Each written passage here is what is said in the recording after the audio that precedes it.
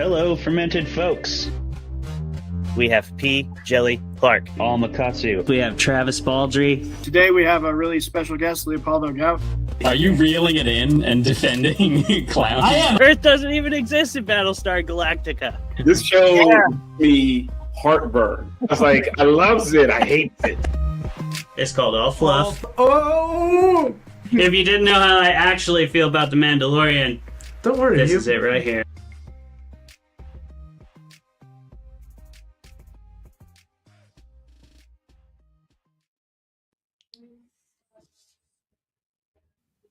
Yeah. All right. What up, fermented folks?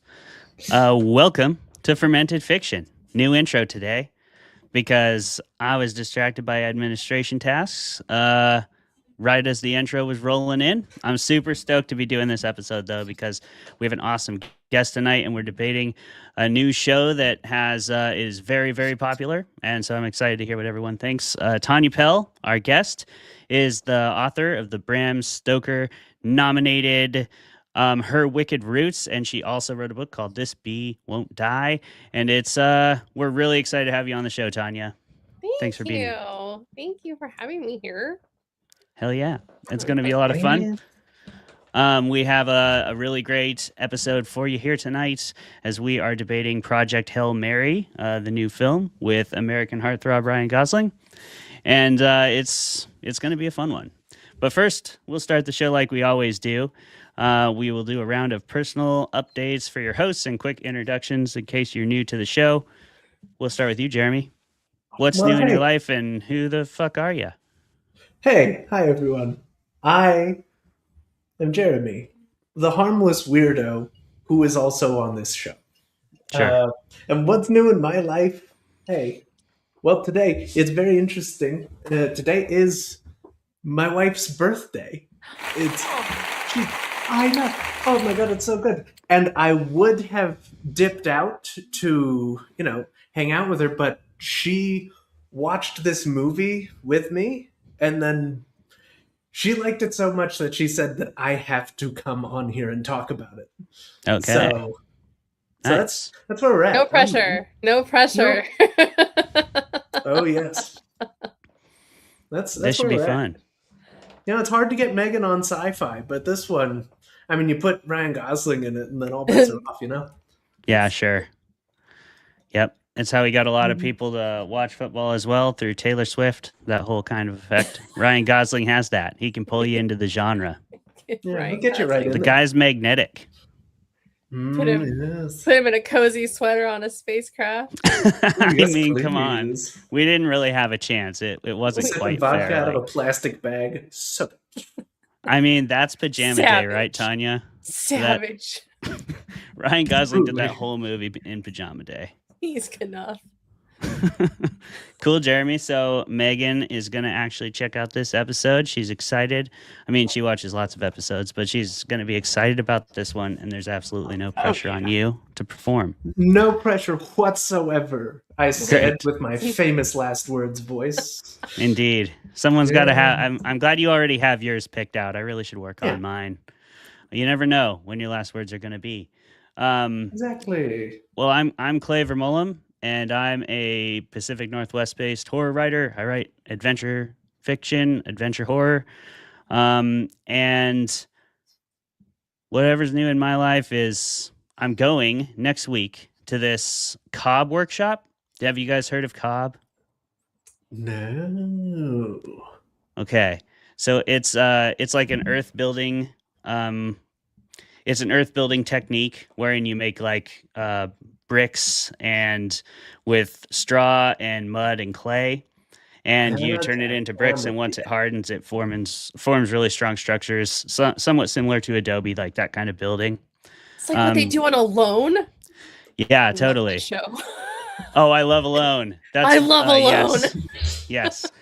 I reference Alone all the time. Anytime I'm talking about like the rock climbing horror books that I write, because it's such a big inspiration for how hard nature really goes. It's like, Oh my god, I fucking love that show so much. it's like the most badass people on the planet, 2 days in the wild. And it's like, okay, Like tap. Like they're already struggling, and it's like, man, just remember that anybody who thinks that you can just go out and live in the woods, just watch Alone. I'm always like, wait, we all know when everybody's got daddy issues.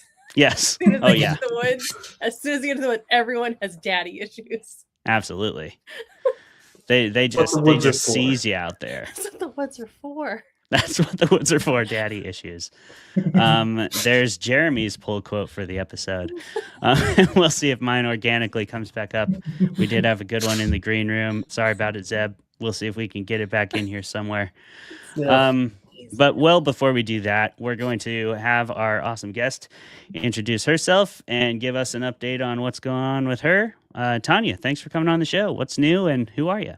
Yeah, thanks again for having me. Especially on this episode, which I'm sure like we have to now do a fantastic job on, not just because it was a blockbuster hit, but because birthday. Yeah, don't fuck up. Don't fuck up. Earth is depending on us. Exactly. But yeah, I'm Tanya Pell, and as my bio says, I'm a narcoleptic horror author living in the South. I've written books, Cicada, and the Bram Stoker nominated novel, Her Wicked Roots, and my next horror novel, The Pink Slasher, This Bee Just Won't Die, comes out this October. What's going on with me right now is I'm drafting my next novel, which comes out next year. Set in the Scottish Highlands, and I am actually going on a double family trip with my family and my best friend's family in about a week and a half to Scotland. So that's awesome. Have you ever been there before? Have twice. Okay. Edinburgh is the city. Okay, awesome. What do you love about Edinburgh?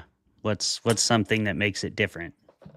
I love that it is so incredibly walkable, and it is just so eclectic, and like you have the old parts of town, the new parts of town, everything just kind of comes together. My hair is there. Everybody has sure. Like here, I'm just like kind of this exotic creature, but there, it's like my people. This is where it came from. It's all coming together. That's awesome. So good. All right. Well, I've never been. I hope to get to Scotland one of these days. It sounds like an amazing place. Apparently, the United Kingdom Highlands is where Cobb was invented. I can't remember if it was Ireland or Scotland, so I don't want to misspeak. But it's one of those two, and that's why it still works in the Pacific Northwest. A lot of people do it out here because the climate is very similar. Well, because it was all one, because it was one at one point. So, right, crazy. It's absolutely crazy. Much like this movie, Project Hail Mary is a pretty wild ride. As any Andy Weir, they've done really well with Andy Weir's adaptations. Speaking from the perspective of the general public, and this movie, if you haven't seen it yet, we are going to spoil everything on the show, as we always do. Absolutely everything. No stone will be left unturned unless we forget things about that matter, things that don't, all of it. Oh, yeah. Every stone. It doesn't matter if it matters. It matters to us. And all the rocks. All the rocks. Exactly. We have to figure those things out inside and out because this is an Andy Weir science adaptation, damn it. But yeah, so the brief summary of Project Hail Mary, now that you know I'm about to spoil it, we've got this middle school teacher, and he's clearly a bit advanced to be in his current job. And then this movie kind of does the classic sci-fi thriller thing of the government shows up and is like, time for you to come back to work. And he says, I don't do that anymore. And then they say, yes, you do, because money. And then he goes. And he ends up being launched into space on this crazy mission to try to stop a virus from killing the sun. He wakes up in the spaceship right at the beginning of the story and doesn't have any idea who he is or what he's doing there. So he kind of has to figure that all out. And he meets an alien. And together they try to save the sun from destruction. So that's a very brief and broad summary of the film. We are going to get into it much deeper with a debate, and after our debate, we'll talk about what we actually think. But for the debate, we don't actually get to decide our opinions because we're going to let the dice gods do that. We're going to roll 2 d20s. The high roll will defend, the low roll will attack, regardless of anyone's true feelings. Tanya, are you ready to roll? I'm ready.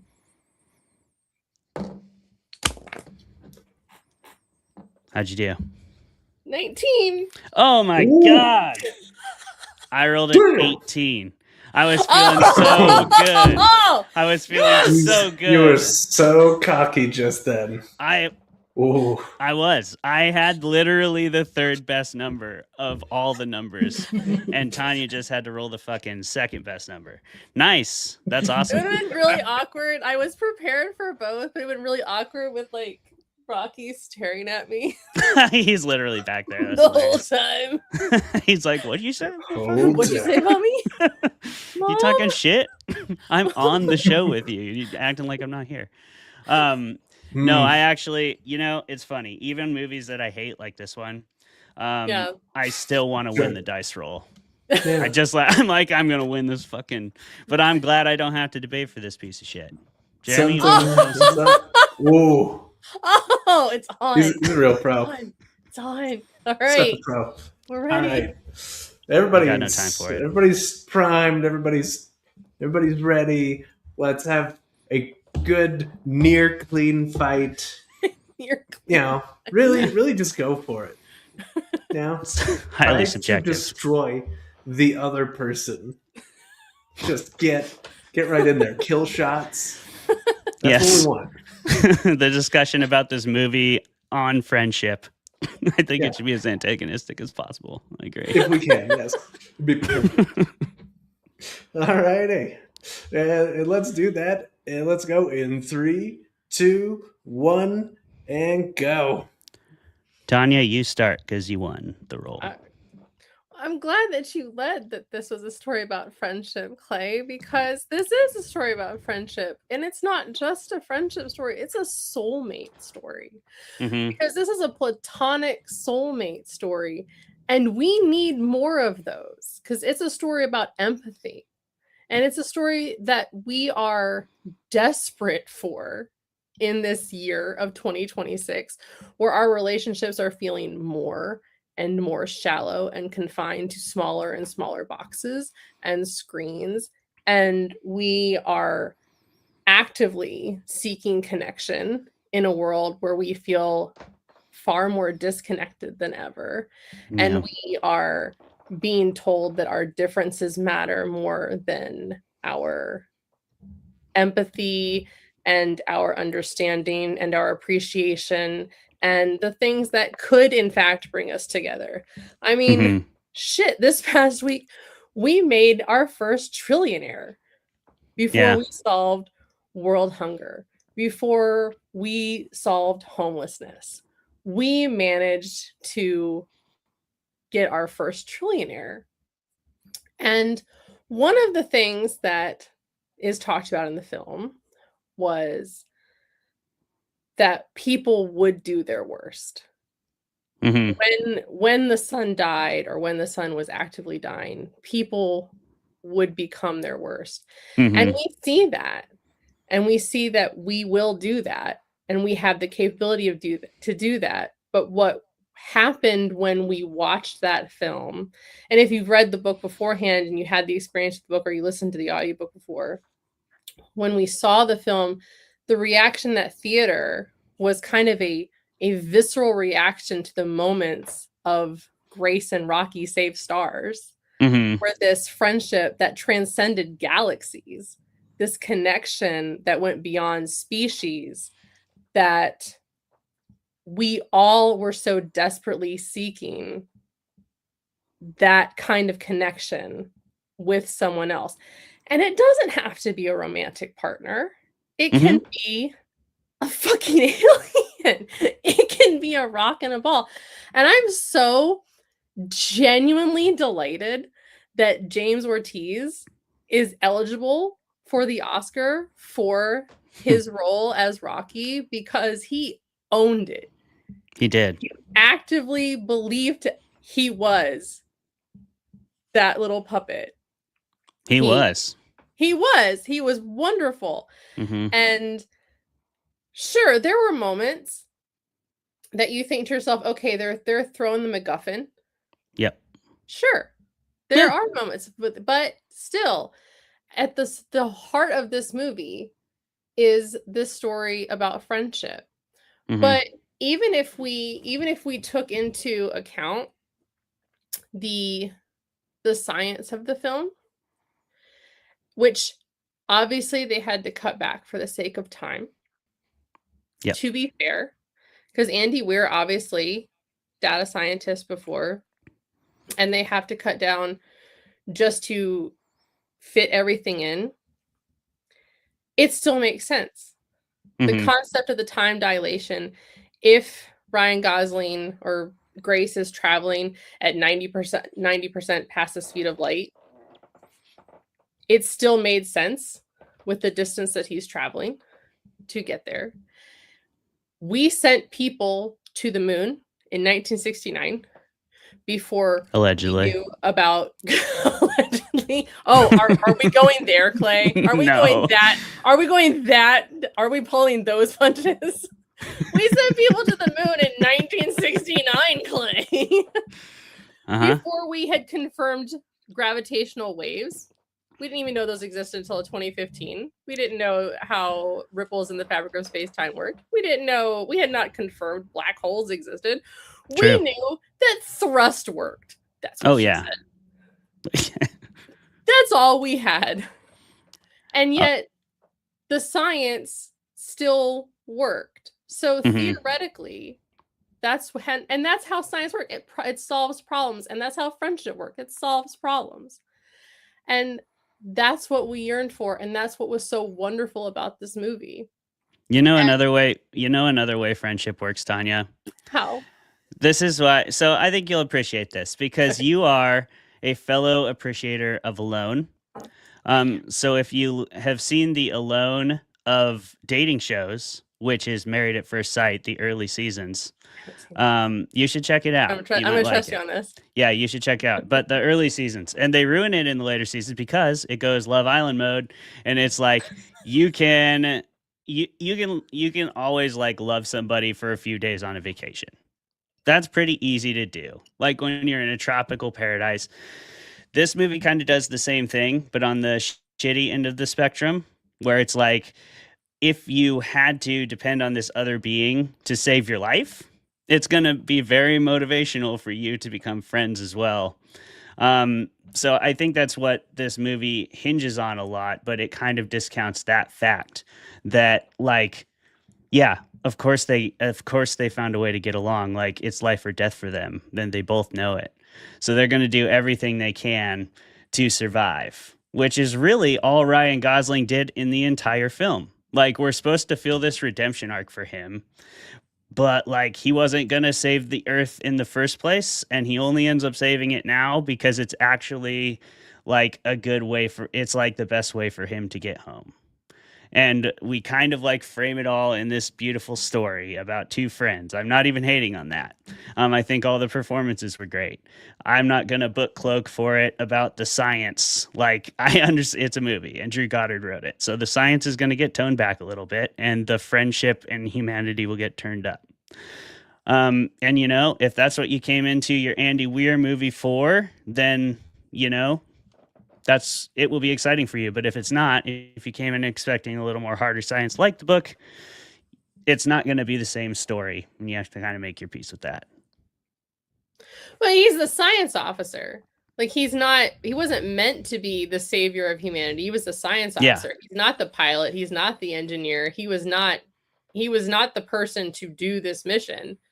And they just kind of, not only do they drug him, and which they do leave out in the film, is he was not meant to even, they had actually done experiments on him to survive. Could he survive this coma? Mm-hmm. Right. And he just happened to have this gene that makes him survive this coma. So he's not meant to be this savior of mankind. And he's just like, man, I'm not the one. Yeah. Because people know what they think they know what they're capable of, and he was honest about that from the get-go. And even he admits in the story, I'm not brave. I'm not a hero. I'm just doing this because I've got fuck all else to do. So, and I love that honesty of it, though.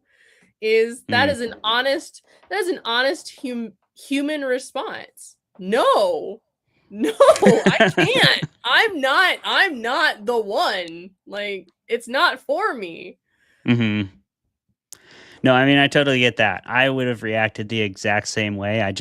I expected more from Ryan Gosling, and I think that's fair. You know, like we're all here. He's enough. Yeah. How can he not be enough for anybody? How can he not? Drew Goddard, what do you need? What else does Ryan Gosling got to do? Rise above. Yeah, I do. You know, that's what I expected. That's what I expected. Ryan Gosling should be the pinnacle. Like, that's, I see. Listen, like Ryan Gosling from the Andy Weir book got way more into the science, but he was still there and he was still kicking ass. Yeah. I wanted to see it. I wanted to see it. Okay. My main problem with this movie really though is false endings do kind of piss me off.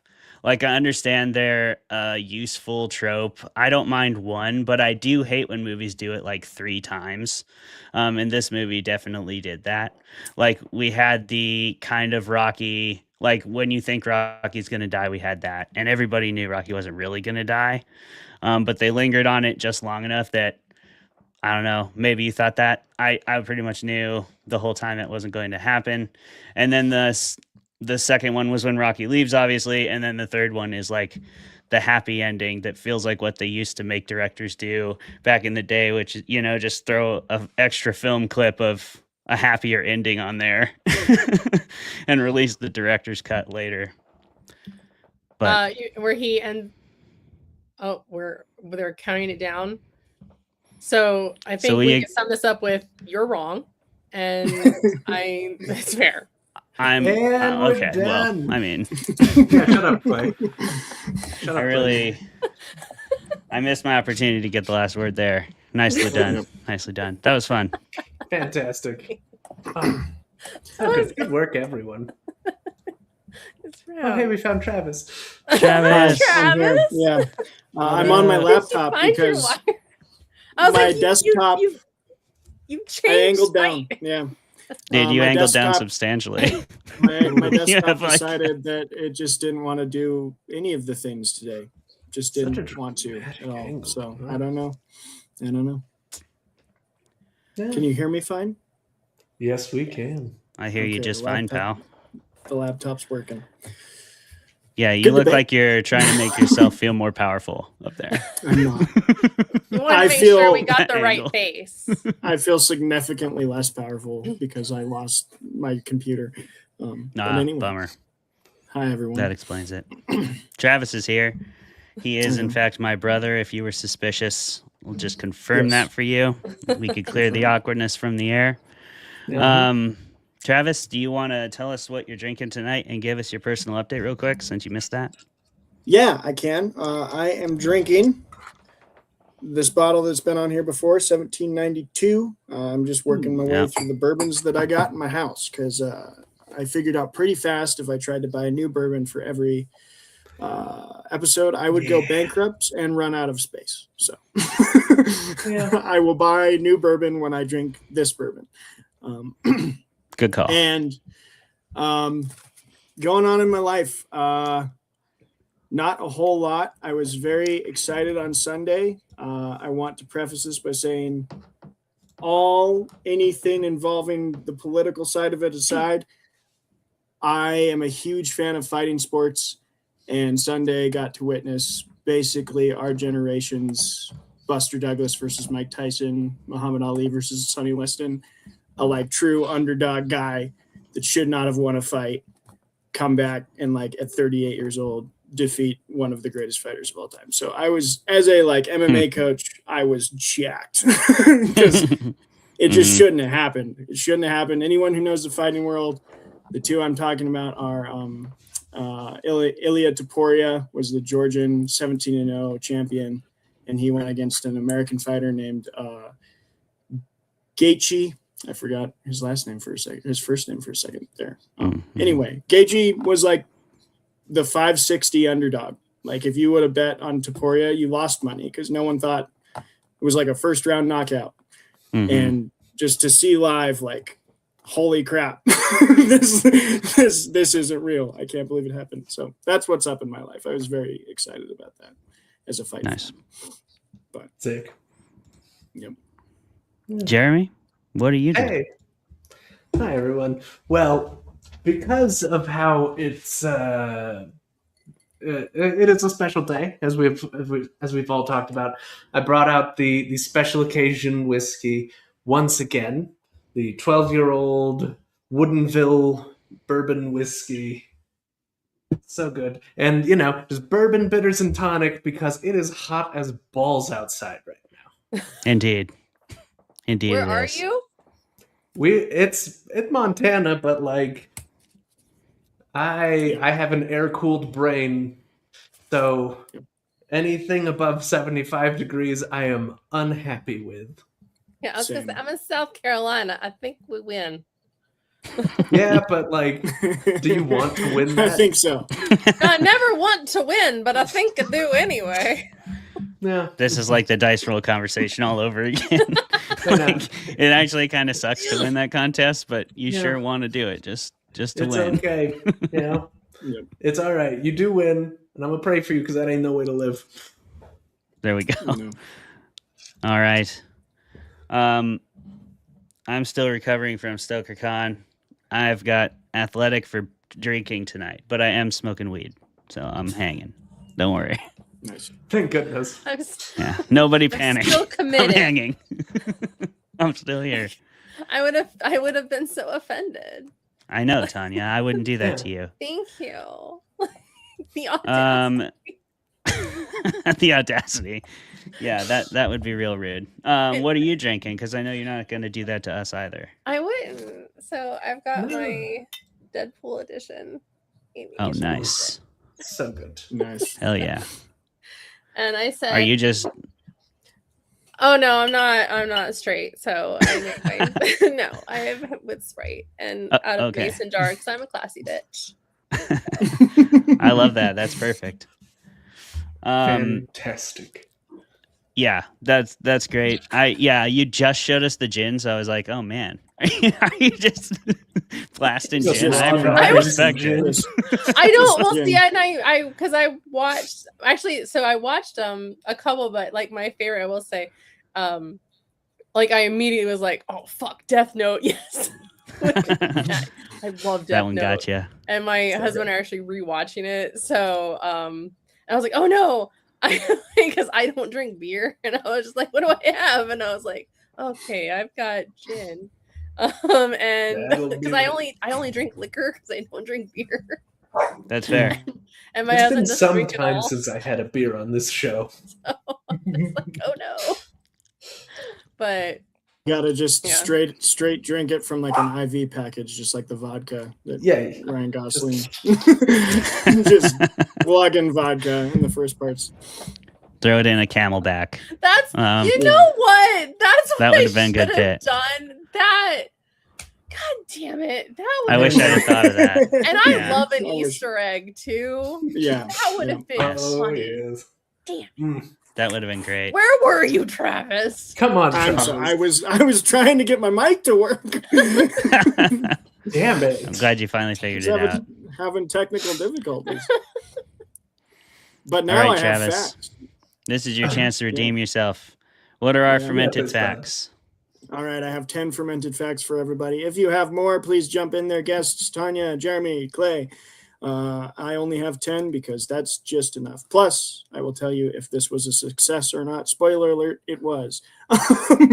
Number one fun fact of Project Hail Mary that I found was that the lead, you've kind of mentioned it in the debate, which I love, lead puppeteer James Ortiz originally recorded Rocky's translated lines with the understanding that they'd be dubbed over by a professional actor.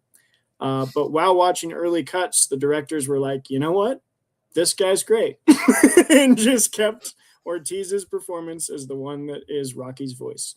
So Rocky is both puppeteered and voiced by James Ortiz, even though he didn't think that that would be the case, which is really cool.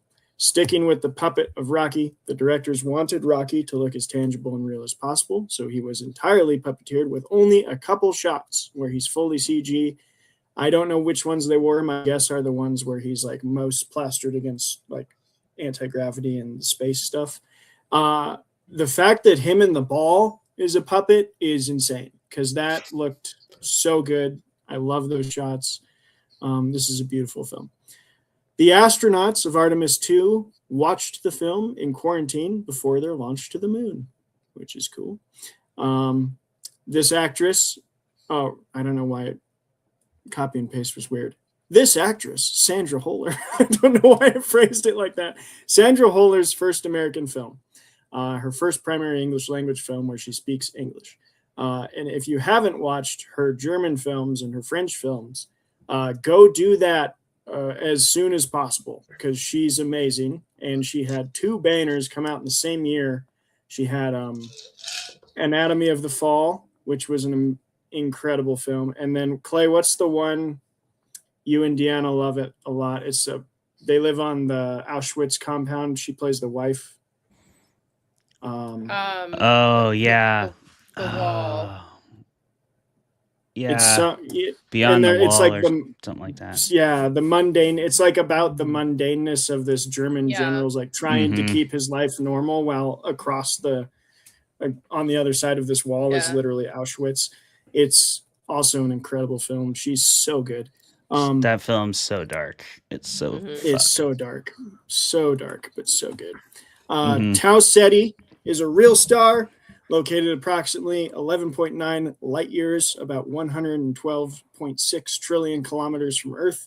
With the current fastest crewed spacecraft, which is Artemis 2, it would take roughly 321,300 years to reach it. So not making that trip anytime soon. Sure. Rocky's language is represented in the book by music notes and in the movie. The rhythm of one of these sequences can be found as musical motifs through the score, most notably in the song Learning to Communicate, which plays while Ryland and Rocky establish their shared language. So they actually took some of what Weir wrote as like the actual music notes and the rhythm in the book and used that to compose some of the songs that are in the background of the movie, which I thought was really cool. This is the first film ever to premiere in the stratosphere. A bespoke IMAX display was sent into space and played footage from the film, which is one of those things that I love about humanity, just doing stuff that like, does this benefit or do anything? No, but is it cool? Yes. We played a movie in the stratosphere. Kind of cool. I don't know. Hell yeah. The name of the main character, this is very obvious, I think, but I still want to say it as a fact because I love it. His name's Ryland Grace. The ship is the Hail Mary. He's the last one alive, so it's the Hail Mary full of grace, which is the prayer, which is cool. When the 2 spaceships meet, I loved this one. There's a little Easter egg nod to 2001: A Space Odyssey. And they establish first contact. The action is accompanied by a tango song with the camera spinning around the 2 ships as if engaged in dance, which alludes to 2001 where the 2 spaceships make contact. It's a waltz. So they kind of like changed to the tango to fit more of like, I guess what they'd say the time, but they used the same idea of the sequence of like these 2 ships are in a dance and we're going to accompany the music be a dance number. They used a tango and Kubrick used a waltz by Richard Strauss. And then my final of the 10 facts is that they actually got Meryl Streep to do her own voice for the scene in which they're trying to select Rocky's voices, and they got her to say the lines. And Ryan Gosling also ad-libbed the Meryl Streep, man. She can play anything. So that's a fun one. Fantastic. But that is my fun facts of the day. Anyone have any extras before I talk about the box office? I've got one. Yeah. At least, yeah. I've got a couple. The thumbs down was ad-libbed. Oh, okay. Yep. because Nice. they could only do the thumbs down on the puppet.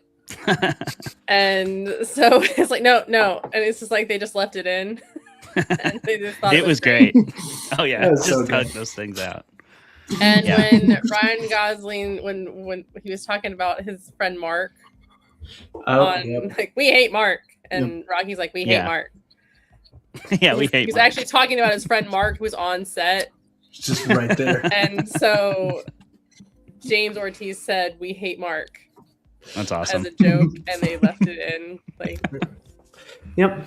And Yeah. James Ortiz was like 10 years ago. He actually had been a puppeteer, and because he had written, produced and directed and started a Broadway play called The Woodsman, which Oh. is a story about the Tin Woodsman, like what L. Frank Baum wrote about the Woodsman. And that's kind of how he knew when he was flown out to help design the puppet of Rocky. Oh, cool. Nice. So he had this experience already with puppeteering. That's amazing. He was very clearly attached to that project from start to finish because it was phenomenally done. I'm hoping that this leads to honestly a chance for voice actors Mm-hmm. at major awards. Yeah, I hope so. Oh, yeah. Because I still think Mark Hamill, Kevin Conroy, Oh yeah. robbed. Oh yeah. Robbed No, the absolutely. award. Yeah. They are Especially in the incredible. animations. Like Matthew Lillard was going on about that the other day because so many of these big animation companies, they'll get just actors to play animated characters because they're popular. Yeah. But it's like they're not as good as like people who do it exclusively. Yeah. Those voice actors are amazing. Yeah. But yeah, I agree. I hope it does have a resurgence, especially with the world right now. That's one of those things that AI can do.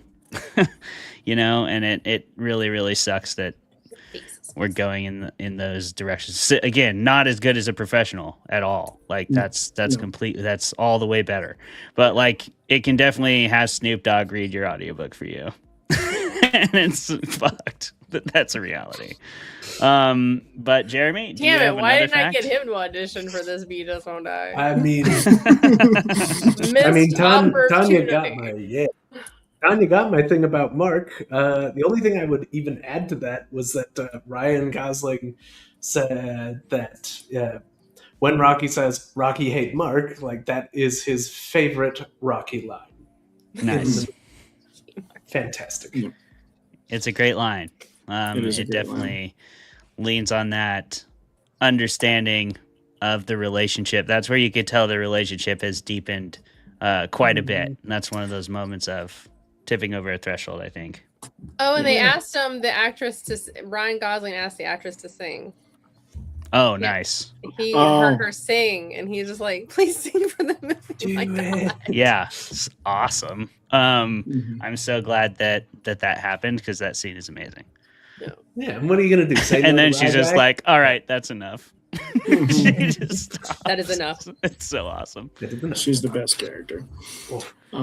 Travis, how did this movie do at the box office? This movie was the first major success of 2026, and it has started a domino. Well, okay, it didn't start a domino effect, but it was kind of the first launch of this phenomenon that I feel like creatives like yourselves have been screaming into the ether forever of like, hey, give us original stories and we'll go. So this was a $248 million project that ended up making worldwide 681,624,000. So it did double and more its budget. So it was a success and kind of reinvigorated life into the box office, which has continued to get life this year, which is great with some awesome indie horror films. And it looks like Steven Spielberg's Disclosure Day is going to keep that ball rolling. So we're looking at maybe a finally successful box office year. Fingers crossed. It's been since COVID that we've had a good good projection for theaters. But yeah, Man, I hope Project Hail so. Mary kind of kicked it off for this year. And yeah, there was a lot of spoof videos that came out of like people being like, Hollywood 10 seconds after Project Hail Mary is successful. And they're like, yes, you know what the people want? Another franchise film. Let's get a sequel rolling right now. It's like, that's not what the people want. Project We're Hail doing Mary a Rocky 2. movie. Yeah. Rocky Nature. Just going to be a Rocky. Mhm. Let's sell The some fucking opposite, toys. the opposite lesson that they needed to take from that, but they hopefully won't. Hopefully they start to get the hint. I don't know though. Come on. I don't know if it's a hint if everybody's screaming it at them, but That's true. what are you going to do? Yeah. That obviously internet screaming doesn't always work very well. Tanya, I want to add one last thing. I think that $248 million budget sounds like a lot, but like how this that's film not a lot. looks, that's not a lot for how this film looks. Like this film is gorgeous. The puppeteering is amazing. The visuals are fantastic. It's like a space film that swings with the best in history, Interstellar, 2001. And it's got half the budget of some of the stuff that's been coming out lately that I think don't even look nearly as good as it. So yeah, that's pretty cool that for 250 mil, they were able to make something that looks this good. Yeah, they did a fantastic job, which will segue nicely into me revealing my true opinion. I get to go first because I had to attack this movie with an 18 roll, by the way. That is some bullshit.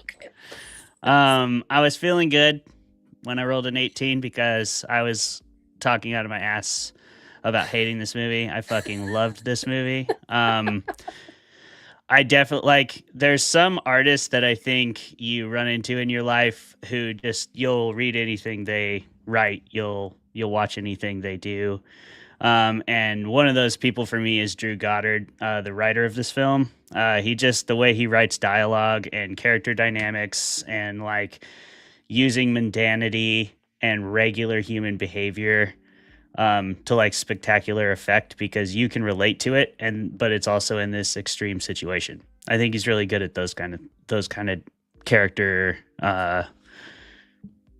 work things. I don't know, techniques. That's what I'm trying to say. He's really good at those character techniques, and his stories always feel so alive and relatable to me. And this movie is like one of the better versions of that I've ever seen from him. One of my favorite movies ever is Cabin in the Woods. So that's, this is my favorite movie he's written since then by a long shot. And then everything else about it's amazing. The puppeteering was incredible. The voice acting to go with it. I just love that the same person was behind every aspect of Rocky, because Rocky felt such a living, sympathetic character. Completely inhuman and very human at the same time. Like you were saying, Tanya, a soul bond story. And I do love that it's not centered around a romantic relationship. That happens in a lot of movies and a lot of stories, and sometimes it takes over a little more than I like. So I like the exploration of a platonic, really powerful, universe-saving friendship. It was beautiful. And it did legitimately make me cry. When he left Rocky, I was crying. I was crying in the movie theater, and my wife was laughing at me. And it was a beautiful moment. But I felt for Rocky, I felt for him, and I was I wasn't lying about everything. I did kind of hate the false endings. I would have really liked if it ended when they went their separate ways and then we have ambiguity, but that's the horror fan in me. It was trying to put horror in this buddy cop sci-fi film where it doesn't belong. So I'm glad that didn't happen at the same time, because it was a beautiful story. It was nice to get a happy ending after crying, and really enjoyed it. I was lying out of my ass. The only thing I do believe is the false endings were annoying.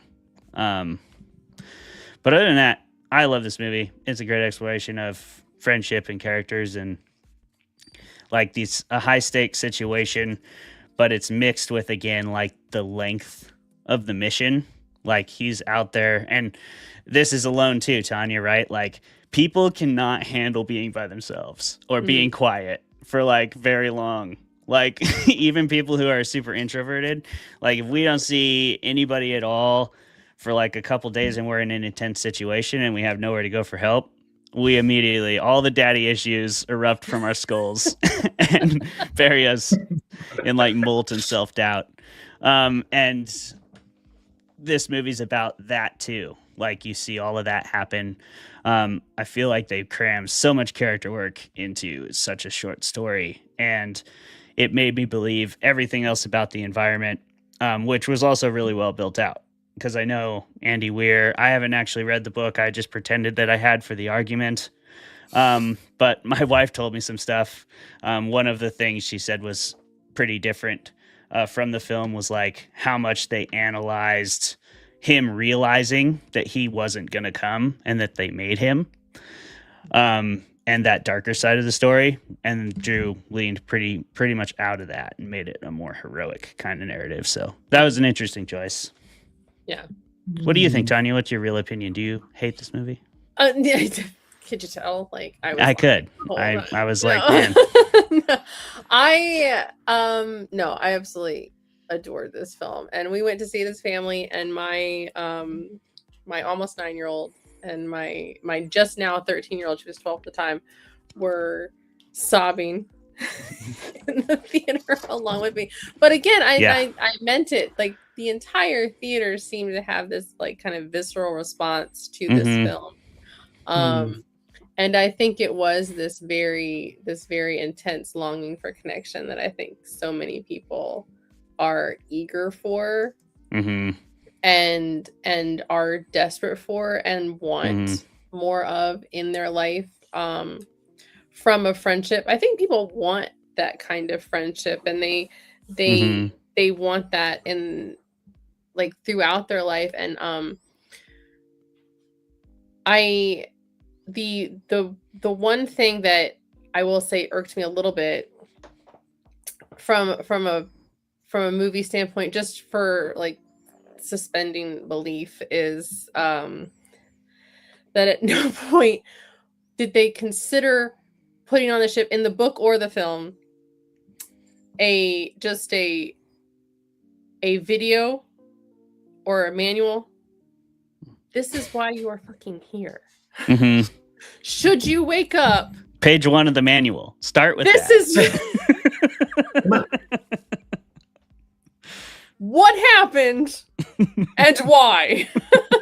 Especially when you put a motherfucker in a coma, right? Like that's the least you can do.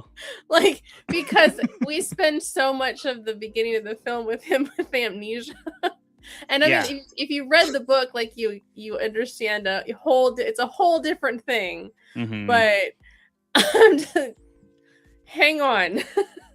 I feel like you have the vodka. Yeah, hold on a sec. There you go. Maybe explain, just in case. This may be a possibility. Because so much, again, you have time dilation. That's a thing that's going to happen. 4 years have passed for Grace and for his time, whereas 12 to 14 years passes on Earth while he's traveling. So it's going to mess with the mind. And like muscles are going to atrophy, all these things. And that was the other thing, is he just like gets out of that bed.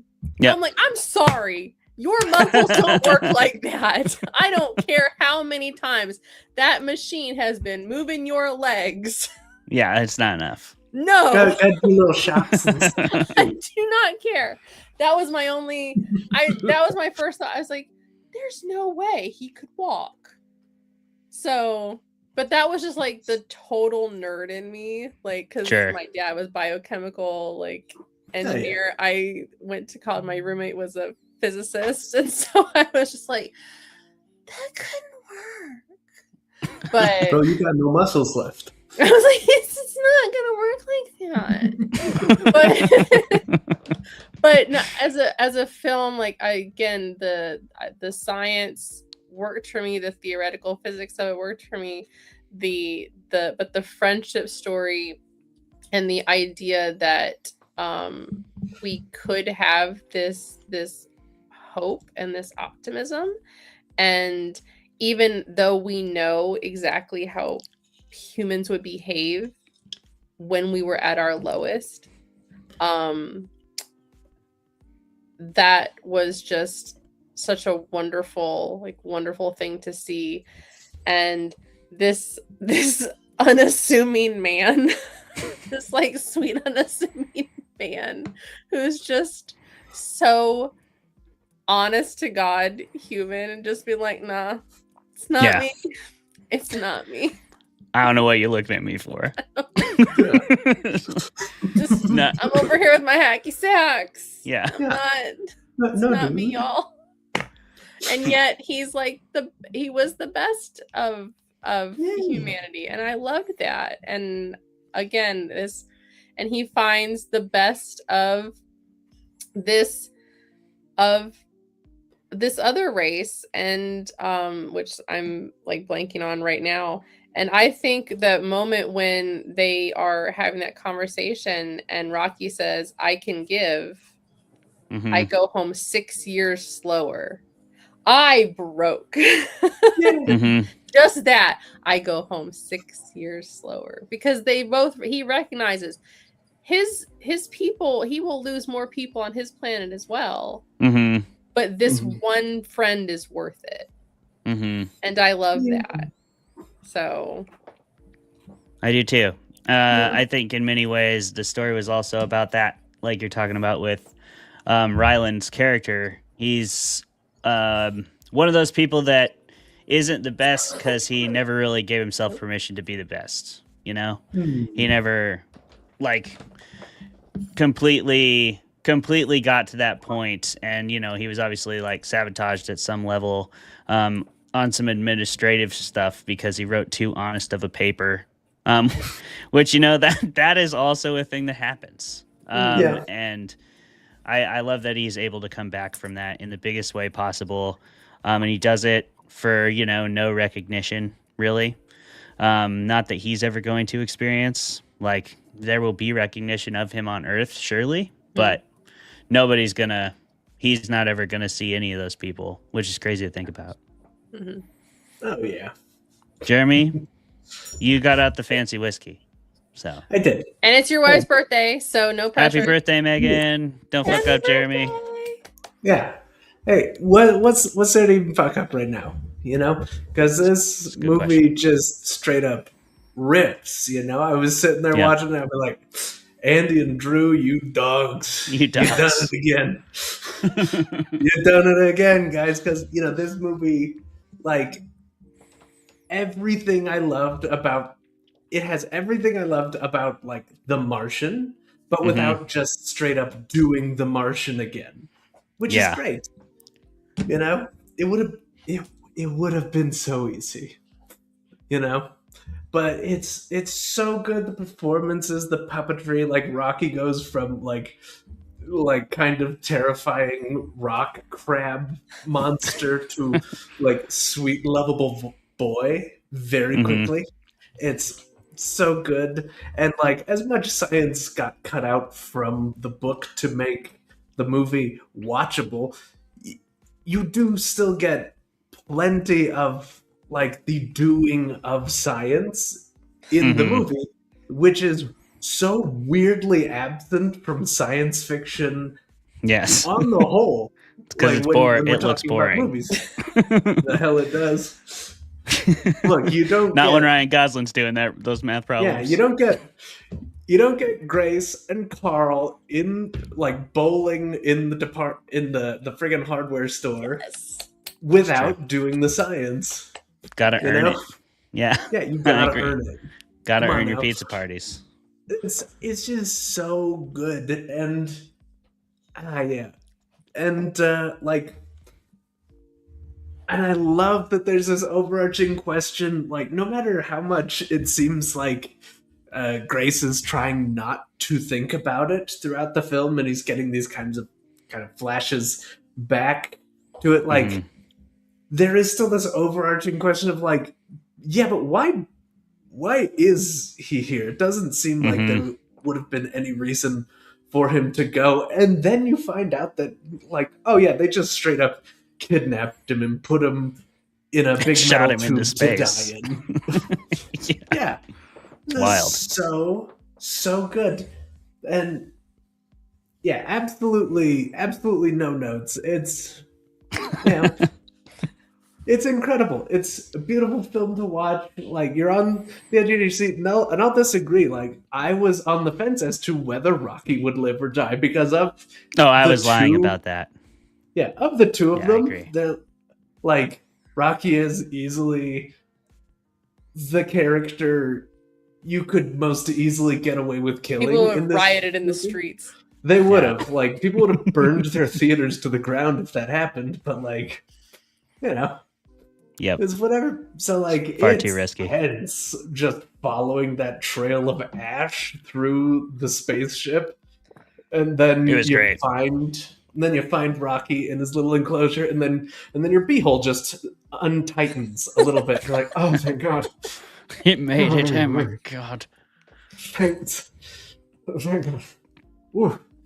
Incredible. And of course, the experience of watching this with Megan is great because while things are getting going, the movie does get paused every few minutes so that I can do my best to explain the science. And luckily, the movie does such a good job at explaining what the science is that I can just straight up do that and think like, yeah, I'm pretty right. And then the next scene happens and like, oh, good, I was right.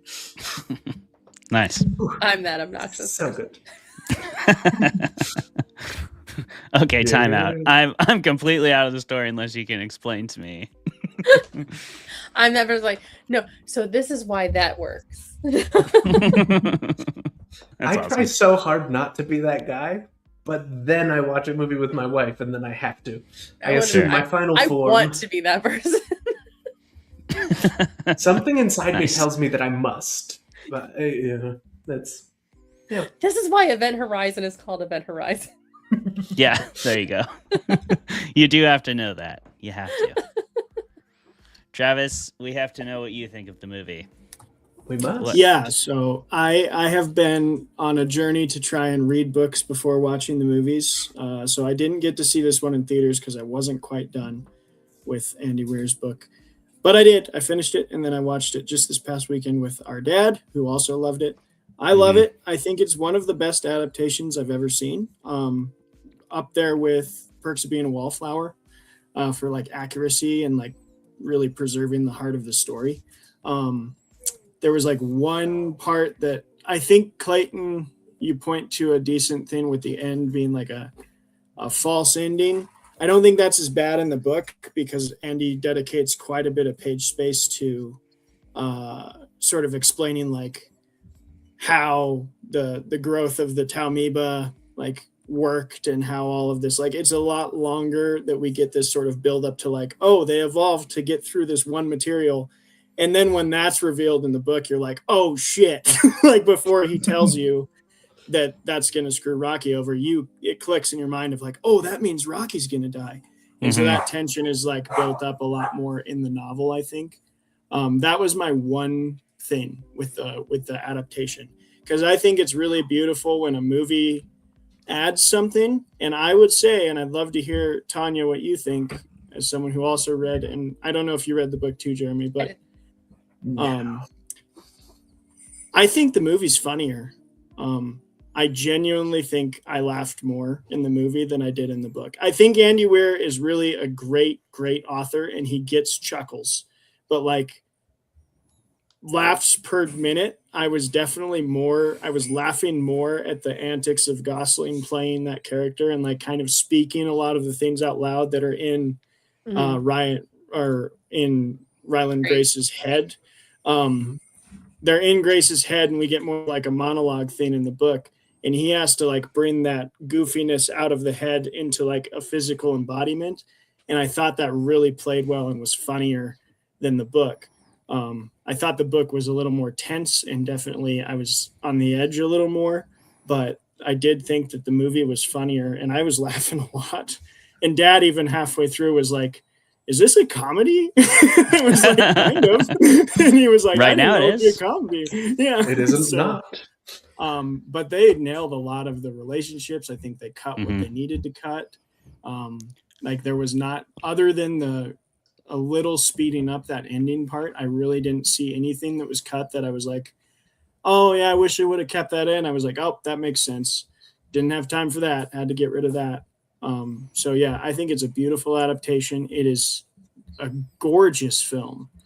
Some of Mhm. the scenes in space with like when they get to I forget the planet's name, but when they're doing the whole like Tau maneuver Ceti. Tau Ceti, when they're dragging the thing through Tau Yep. Ceti. Oh my gosh, that visually on like a huge. I wish I would have seen it in theaters, but our parents have a pretty big TV with 4K, and that even was like, I was like, holy Oh, yeah. shit. Mhm. I'm so excited to rewatch this on my OLED TV. Yeah. So that's kind of my thoughts. Is I think we'll get more into the details on it, but I think it's a beautiful film about all the things. Also, as a theology nerd, I think there's a lot here to take. Like, I love this idea of advocates.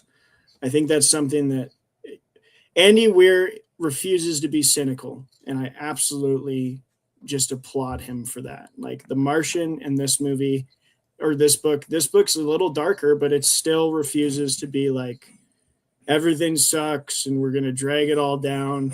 He just has this way of writing hope that I will keep coming back to his books because I want more of that. Because I think it's out there.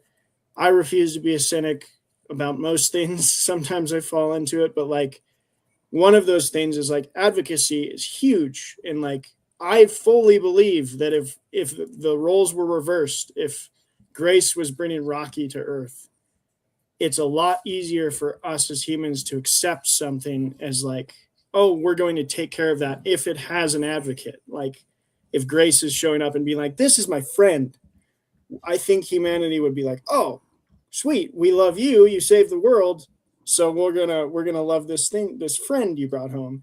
And I think that's what he shows with Rocky bringing Grace home, is like they give Grace anything he wants, but it's because he saved Rocky, and Rocky's like an advocate for him on his planet. And I really love that as a theme of friendship can really like get over those like fears we have, is like a get away from me, you're not in my tribe.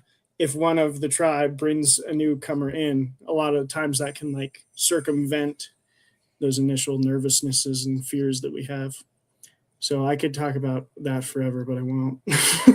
I just think Andy Weir's such a positive storyteller, and I love that.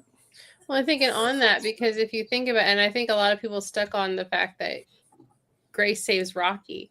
Grace doesn't just save Rocky. Grace saves Rocky and Rocky's planet and her. Mhm. Yep. Because Yeah. if Rocky doesn't make it home, Rocky's planet dies. Yeah. Yep.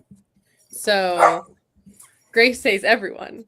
Mhm. And it's because of that friendship that Grace was able to be brave enough to do it. And Yep. because originally he wasn't even able to be brave enough to save Earth, like, or to even try. And then it's like, okay, I've given Earth a chance, and he doesn't even know if it's going to be successful. He's just like, I've given Earth a shot. Mhm. Mhm. Now I have to go try and save my friend, and then we have to go try and save his planet. Mhm. So at that point, all Grace is doing is trying. And that's what I think is amazing as well, is that at that point, it's just perseverance, and it's just attempts. It's not even provably going to work. Mhm. These are Yeah. literally 3 Hail Marys at the end. Mhm. Yeah. Well, 4, because I think one thing I find beautiful about it too, that maybe people miss, I hope people don't miss, but in the book it's even more pronounced, of like Eva Stratt's character is also that. Yeah. Like, and it's Mhm. informed by what we see happen with Grace, of like Eva Stratt put the burden of an entire world on her shoulders, saw a nugget of something possible in a man and was like, that's it, we're going for it. Mm. Yep. And like, it reminds me of, I watched a documentary once of, I'm a big Winston Churchill nerd. He had many flaws, but like the way that he persevered through World War II, there's a scene in it where he's looking at the map of, he had to send 3,000 soldiers to a suicide mission to distract from Normandy Beach, D-Day. And like, he's making this decision of like, I have like 50,000 over here and 3,000 over here. And he calls a general and he's like, are you willing? And the general's like, asked all my men, we're going. And so these men are all like, 3,000 people are like, we're going to go die so that these 50,000 live. And then you think of the soldiers, I hope I'm not ranting too much, but like, I also think of the Eva Stratz, the Winston Churchills of like, he's got to push the button. And oh man, what that would take to be like, these aren't just chess pieces, these are humans. And she says, I will be tried for war crimes. Mhm. Yeah. As soon as I launch, I will be tried for war crimes because of, what happens in the desert and the Arctic and everything. Mhm. I will be tried for war crimes, but if this works, they'll make a statue out of you. Yeah. So, Sure. yay. Yeah. It's crazy. I love how Weir blended that in, and I think Goddard, did I say his name right? Drew Goddard? Yeah, Drew Goddard. Yeah, okay. I'm completely it's your boy. okay. And I think Drew Goddard did a fantastic job of like synthesizing all those ideas and capturing them in a brisk 2.5 hours. Yeah.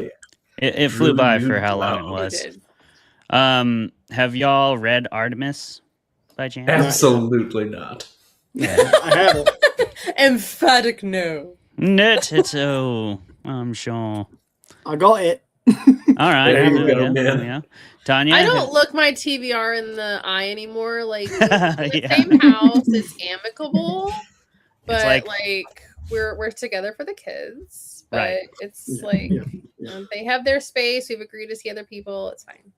It's very civil. Yeah. So, Until This you get book to is actually- until you get to that book, it's gonna be like that. Travis? Artemis is the second book this year from this show that I went out and purchased.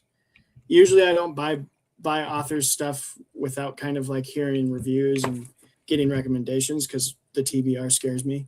But this, I was like, I loved his other two enough. I'm going to go buy it. I'll get to it eventually. And then the third and fourth Hyperion, I was like, I liked the first two enough. I'll probably like the next two. Like, I'll just buy them. I'll get to them. Wow, that's that's some bold talk right there. Yeah. I mean, that's a I fair know I assumption. will. I just it's this is not my year for it. I know that. Maybe we can get you to come back next year and debate it, and then you have to read it. As will all of us. Yeah. I asked My TBR because is basically just what we do on the show. yeah, same. That's all you got time for. I asked because we had a comment. CD Stonley's been commenting all day. Shout out CD. baby. And CD That's my asked, best friend. So is that your best friend? Hell yeah. CD, I you're can't fucking see the awesome. chat. Appreciate you. Well, this was CD's question. Oh, there. So, I see it now. Okay. Yeah. yeah. Hi, Bessie. So that's what we had. Well, thank you for the question. Nobody's read Artemis, so I don't think we're the show to go into that discourse. Hey, But I mean, I'll do it anyway.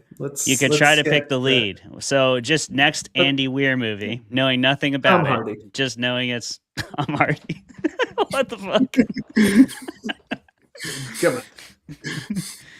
I want a whole movie now where we can understand none of the dialogue. You also know that that's hilarious, Jeremy, because the primary character is a lady, so Jasmine. So Tom Hardy's going to play Jasmine for sure. Godspeed, Tom. Good luck. Let Tom. me know if you're in. Tom can play anything. Tom rocks. Let's go. Yeah. He was born in the dark. Tanya, do you have a lead you would cast in the next Andy Weir movie now, knowing that it's a female lead? Give me like Okay. No, give me a couple of like adjectives to work with because I haven't read it. So Travis, Jasmine, what does the back Sciencey. of the book tell you? What's the synopsis of the book? Never signed up to be a hero. Wanted to get rich. Not a Classic. Seems like it's like a heist film in space. Sorry for my barking dogs. So I'm gonna say, what's her name from Penny Dreadful? Eva Green. Oh, Ava Green. Eva Okay. Green. Do love me some Ava Green. I mean, Eva Green does kick ass. Yeah. That's a good pick. Yeah. Solid. That is a solid choice. Let's see.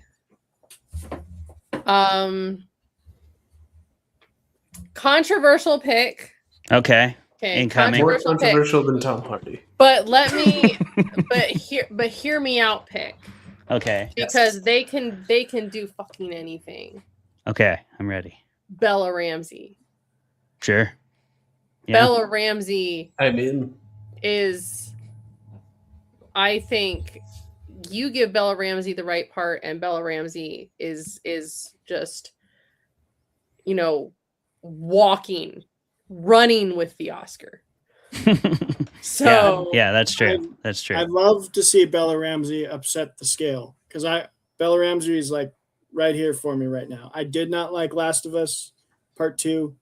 I did love their performance in Game of Thrones. So I'm balanced on Bella. completely different role, not drama at all, but comedy role. Catherine Called Birdie. Okay. Fabulous movie. Okay. They were younger then, but it was still Andrew Scott's in it. Love Andrew Scott. I love me some Andrew Scott as well. So, I don't care how, and I don't care who they are, but I would want to see Tilda Swinton in that movie. Sure. You got to have a high level CEO somewhere. I just because I see... feel like Tilda Swinton could rock some space. Yeah, I'd love and just put Tilda on the screen from space. I want to see Tilda Swinton in everything. I want to see Tilda Swinton in everything. Yes, let's Swinton it up, baby. Just, but not your lead. You don't want to see a Tilda Swinton. I don't because I don't feel like that's. I'm not hearing lead for this one. Mm-hmm. But I definitely want to. I would definitely think Tilda Swinton could own. Give me villain Tilda Swinton for this. Yes. Yeah. So, if there even is a villain, Andy Weir, I've read 2 books and he doesn't really have villains. Oh, for 2 on villains. But if it's a heist, I feel like you're gonna give that. Yeah. I feel like you're gonna give me something. You gotta give me something. But okay. But either way, or maybe space. Give me Tilda Swinton in space. That's what we do. Tilda Swinton should be in space regardless of who the lead is. But yeah, but controversial lead. I want Bella Ramsey. Ramsey. I like it. Yeah. I like it. For me, let's see. I feel like I would like to see the actress who played Arya. I can't remember her name off the top of my head. Arya Stark. Yeah, from Game of Thrones. She was awesome as Arya. Oh, I'd like to see her in something. And I feel like she'd be Maisie Williams. That's the one. Maisie Williams. Yes. That would be a good choice too. I think that's a solid choice. Yeah. She'd kick some ass at a space heist, right? She's already got the heist part down. She just has to figure out the space. And if Ben Affleck could do it, then I know that Maisie Williams can do it. Oh, yeah. That's There's another cool quote. Yeah, I got no doubt. Do it. Exactly. You know what, Clay? You're absolutely right. Maisie Williams should be Batman. I agree. Let's go. 100%. So all right, moving on. I'm glad we sorted that out. I'm glad everybody agrees that my pick was the best. And we're gonna go to our 5-minute break. So everybody, we'll be playing a little video for you for about 5 minutes. Tanya, please turn off your microphone and your camera because that will take you off the stage. And yeah, thanks for being here with us, Fermented folks. Please do like, comment, and subscribe if you haven't done that already. And we will see you on the other side.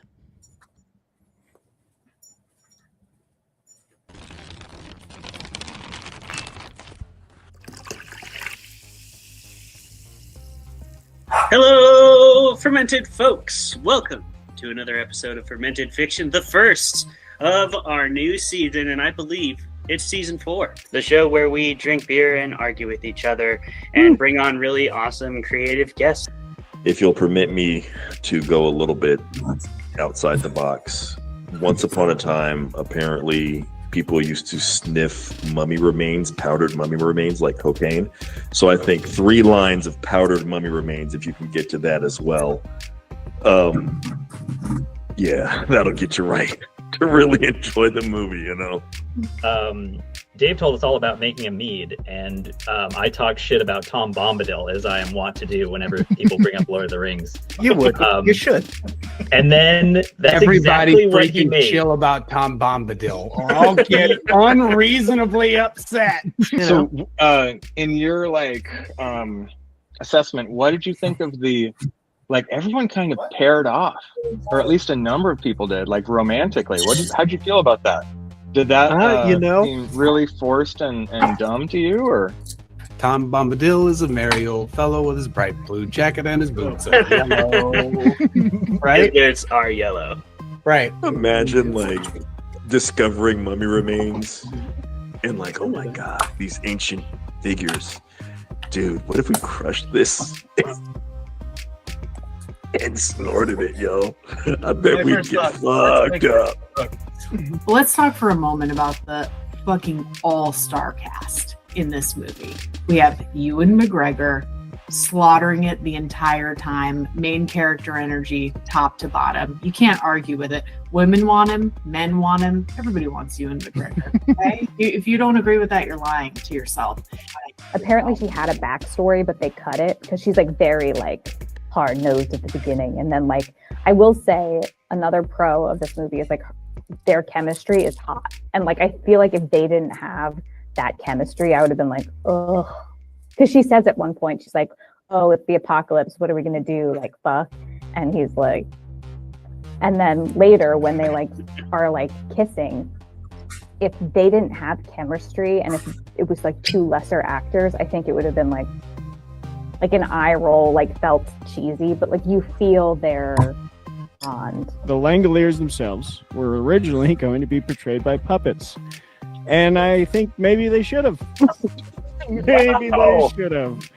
Dude, that's amazing. There's no maybe about that.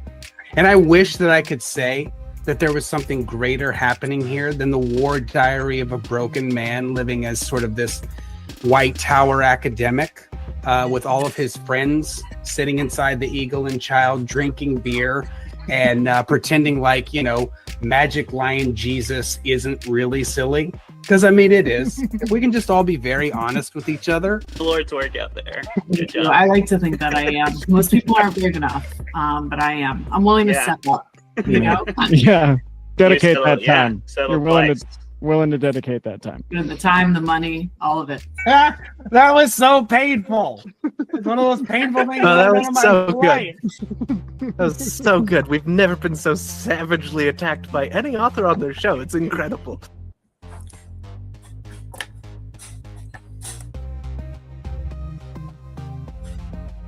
Do those things. You guys. Do those things. Like, comment, and subscribe. All of the things. Like, commented, and subscribed. Please. Yeah. Please smash the buttons. Yeah, you just comment, and subscribe. We got some cool things. Come on now. Come on now. Cool Go things do it now. on. Just get on over there and do it. All 3 of those things. Cool people are just smashing those buttons like they own that shit. You know? Maybe the cool kids are doing it. Yeah, exactly. Tanya's best Rocky friend. would do it. CD Stoney. Rocky. We know you want to do it. Like, comment, and subscribe. Rocky would do it. Rocky would totally fist that bump. Boy, do you want to be? You want to be like that? 2 thumbs down. Yeah. Don't do that. I do. That will mess with our algorithm. Amazing. We got to advertise ourselves. We're over on Substack at Fermented Fiction Presents, which gets you access to a lot of awesome things under that umbrella. Clayton is doing 2 shows on, 2 shows, including this one, and then a newsletter that he does called Clay's Horror Corner.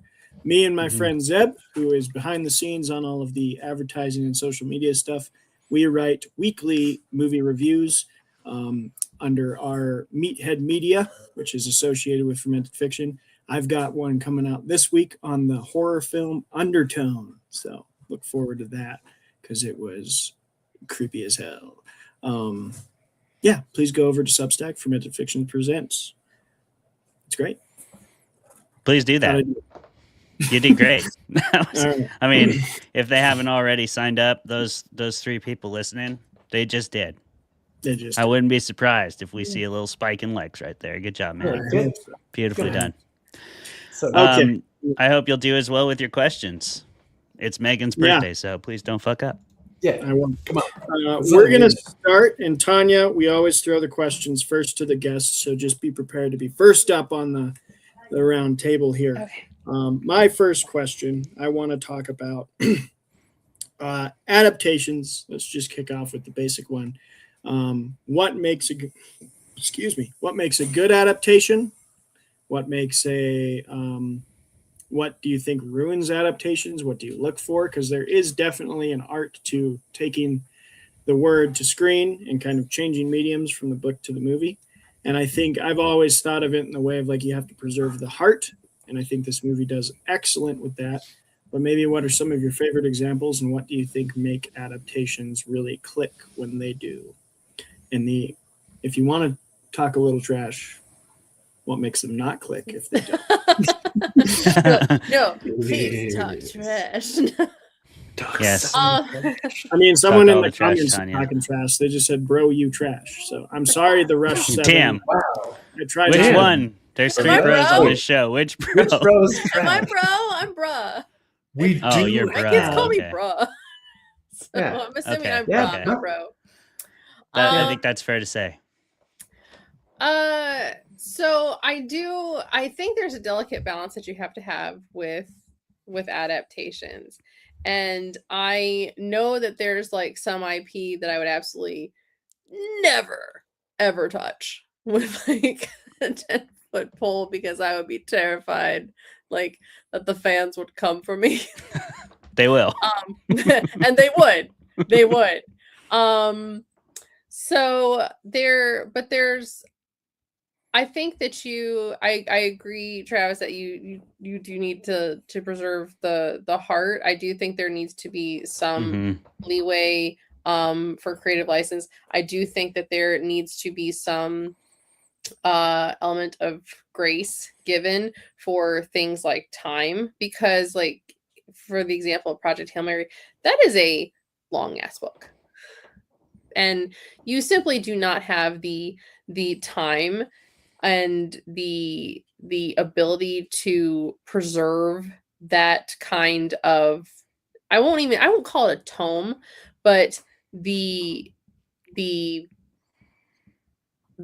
everything, like all of the science, all of the explanation, all of like every single moment of that book on the screen, and have people sit through it.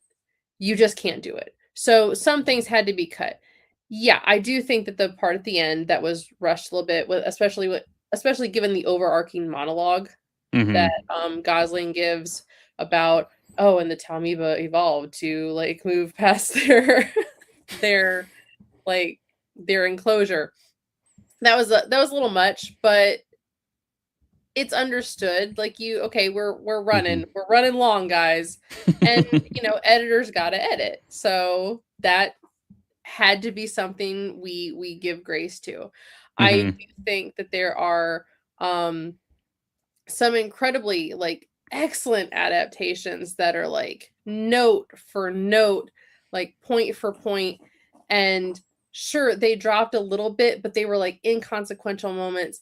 And I'm gonna like really nerd out here and go like do it back in time to the 80s. Like my favorite adaptation of all time is like the 1983 The Last Unicorn. So Peter S. Beagle, fantasy, animated, fucking love that. Okay. Film, Last Unicorn. And it is a Christopher Lee, Angela Lansbury, all-star cast. So Mia Farrow, we're not touching this cast. And probably one of the most iconic fantasy novels of all time. Right. And still to this day has a massive cult following. Mm-hmm. And Peter Spiegel just a few years ago got the rights back to that. Nice. He's always wanted to do a live action adaptation to the film, but he's always wanted it to be true to the story. And yet you have others that have tried and tried and tried and tried, and you still can't seem to get the right momentum for it. I'll say a good one for me is, every high school has their Phantom of the Opera girly. I was a high school Phantom of the Opera girly. Yeah. And you have so many Phantom of the Opera adaptations. Mm-hmm. And the novel, I mean, as a Gothic novel, it's not as appealing as, what you have with the Broadway production. And you've had a million different versions and a million different variations on the story. From the original Gothic, where it's just this serial killer living in the basement of this opera house, and he's just like, that girl's hot. But, and the red flag, and there's no romance at all. And that's not as successful as like, there's a serial killer living in the basement. That girl's hot. He's I could kind of see it because daddy issues, back to Alone. Yep. And he's got pipes. That's a little more appealing. And then you have the Robert Englund slasher version, which, he's living in London and Jack the Ripper, and he's made a deal with the devil, literally. Yeah. And so, which follows nothing but is campy as hell and fun to watch. So I think it's just there's purist, there's stuff that you do for enjoyment, there's stuff that you do for the love of it, there's stuff that you want to get it out there just to have someone else say, I love this too. I'm not going to say I know everything that makes a successful adaptation. I think it's one of those things like you know it when you see it. If that makes sense at all. Yeah. I think that's the only way you can describe the heart sometimes, because it comes from a lot of different places. But I do think that the heart of the movie is the most important thing. I agree with you, Tanya. And it's not like about either of those two components, because it's not about perfect accuracy to the book. You have to understand that is a literal impossibility. And I think too much accuracy to the book can be just as detrimental to the film if the filmmaker is trying to tell a slightly different version of the story, which I also think that is a component of a really good adaptation. I feel like they all tell a little bit of their own twist to the story that makes it interesting. And it makes us, when we do see a director we enjoy is making something that we have loved in the past, we'll probably give them more of the benefit of the doubt. I still get pretty annoyed when I see a lot of the remakes that are happening, for sure. But I was talking to our boy Luciano earlier today about this very thing, because he texted me a really ranty text about one such remake. And it was really funny. But we were talking about, it's okay that like with Nosferatu or Frankenstein, it makes sense because the directors put a really definitive stamp on the story, but they were both pretty loyal to the subject material, at least to the parts that matter the most to them and to the heart of their movie, like the message. Like Del Toro tells a very different version of Frankenstein than most people have with film adaptations. It was interesting. And Nosferatu was another example that I think was also really good, but it was the opposite. It was like pretty damn accurate to the book. Like it is about as close as I've seen done Dracula. I mean, honestly, because Nosferatu, if you don't know, is a straight ripoff of Dracula that was actually illegal for a long time because of that.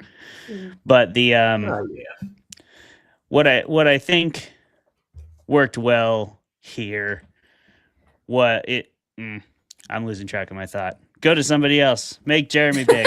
Jeremy, Hey, yeah. help me. Hi, everybody. I'm here to think at you. Do it. So that's good. But I think, like, you've all got it. Like, you have to be able to tell the important parts of what was told through narration sometimes. But, like, you also have to capitalize on what works while maybe toning down what doesn't. I think the best example of doing this really good and the best example of doing this badly happen within the same franchise. I am, of course, talking about, the old dead horse of mine, the Lord of the Rings, and, of course, The Hobbit sequel. Days without mention. Hey, Dave and says whatever you- Jeremy referenced Lord of the Rings. Look, hey, now, Zero. look, my opinion on wondering. the Lord of the Rings books Is well it's documented. Well Okay? documented. We know it. Everybody knows. Yep. Everybody knows that I think you'd have a better experience with the CP books Stoney if you might hollowed not them know. out and you just, let it be infested with really angry wasps. That's fine. You'd have a better experience with those books. It's the Now- bananas thing to say on this podcast. So crazy. Don't listen. I'm a crazy person. My opinion fully doesn't matter. Anyway, I think the movies are incredible because they get across the important parts of the story. They get across this grand thing that took Tolkien 1 to 3 books of writing to get across, and so much is implied and it leaves you wanting more, versus the Hobbit movies, which is what happens when you try to stretch a single pretty short book into 3 movies by saying, hey, see this book? It's the script. Yeah. As And then Bilbo we'll add some famously more, said, too. that's butter Yeah. scraped over too much bread right there. Except it's not the script. They literally added so much. Yeah, it's like they added so much they're shit. saying, like, hey, that that's orc the isn't script in for there. 3 movies, and they're like, Can we roll the clip so of not C.S. Humble singing Tom Bombadil again? Please. I love your We don't have that enthusiasm, Tanya. capability yet. No. Don't have God, that I capability. wish. Jeremy, do you see it right Tanya's here? coming in here hosting. Roll the clip. Oh, that's good. That's good stuff right there. Do you Hey, That see is awesome. I don't my have hate for Rivendell? Get in people there. that love the books. I have confusion, but I have that anyway. So that's But I love I and Lego. Obviously, I So mean, good. you saw I love my Lego. I gotta But know, ultimately, Lego rips, dude. Tanya, while we're talking about this, I gotta know. Because I have become a little more on the fence. I love the movies. I don't know how I think of them as adaptations, because I do think there's a little bit of the heart that gets lost from Tolkien's vision. Okay. What do you think? How good of adaptations are Lord of the Rings? For to- which Lord of the Rings or the Hobbit? oh my god, Lord of the we're Rings. we're not diving talking- in right now. We don't talk about the Hobbit. We don't talk about the God, Hobbit. We don't talk about the Let's We don't please talk let The us book not is Let's great. not talk about the Hobbit. Let's not The talk book about is the Hobbit.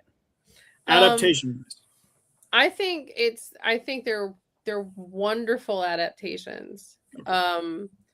Especially for I'm like, Sorry, that was my phone. it's not me. I was like, that is not my dog.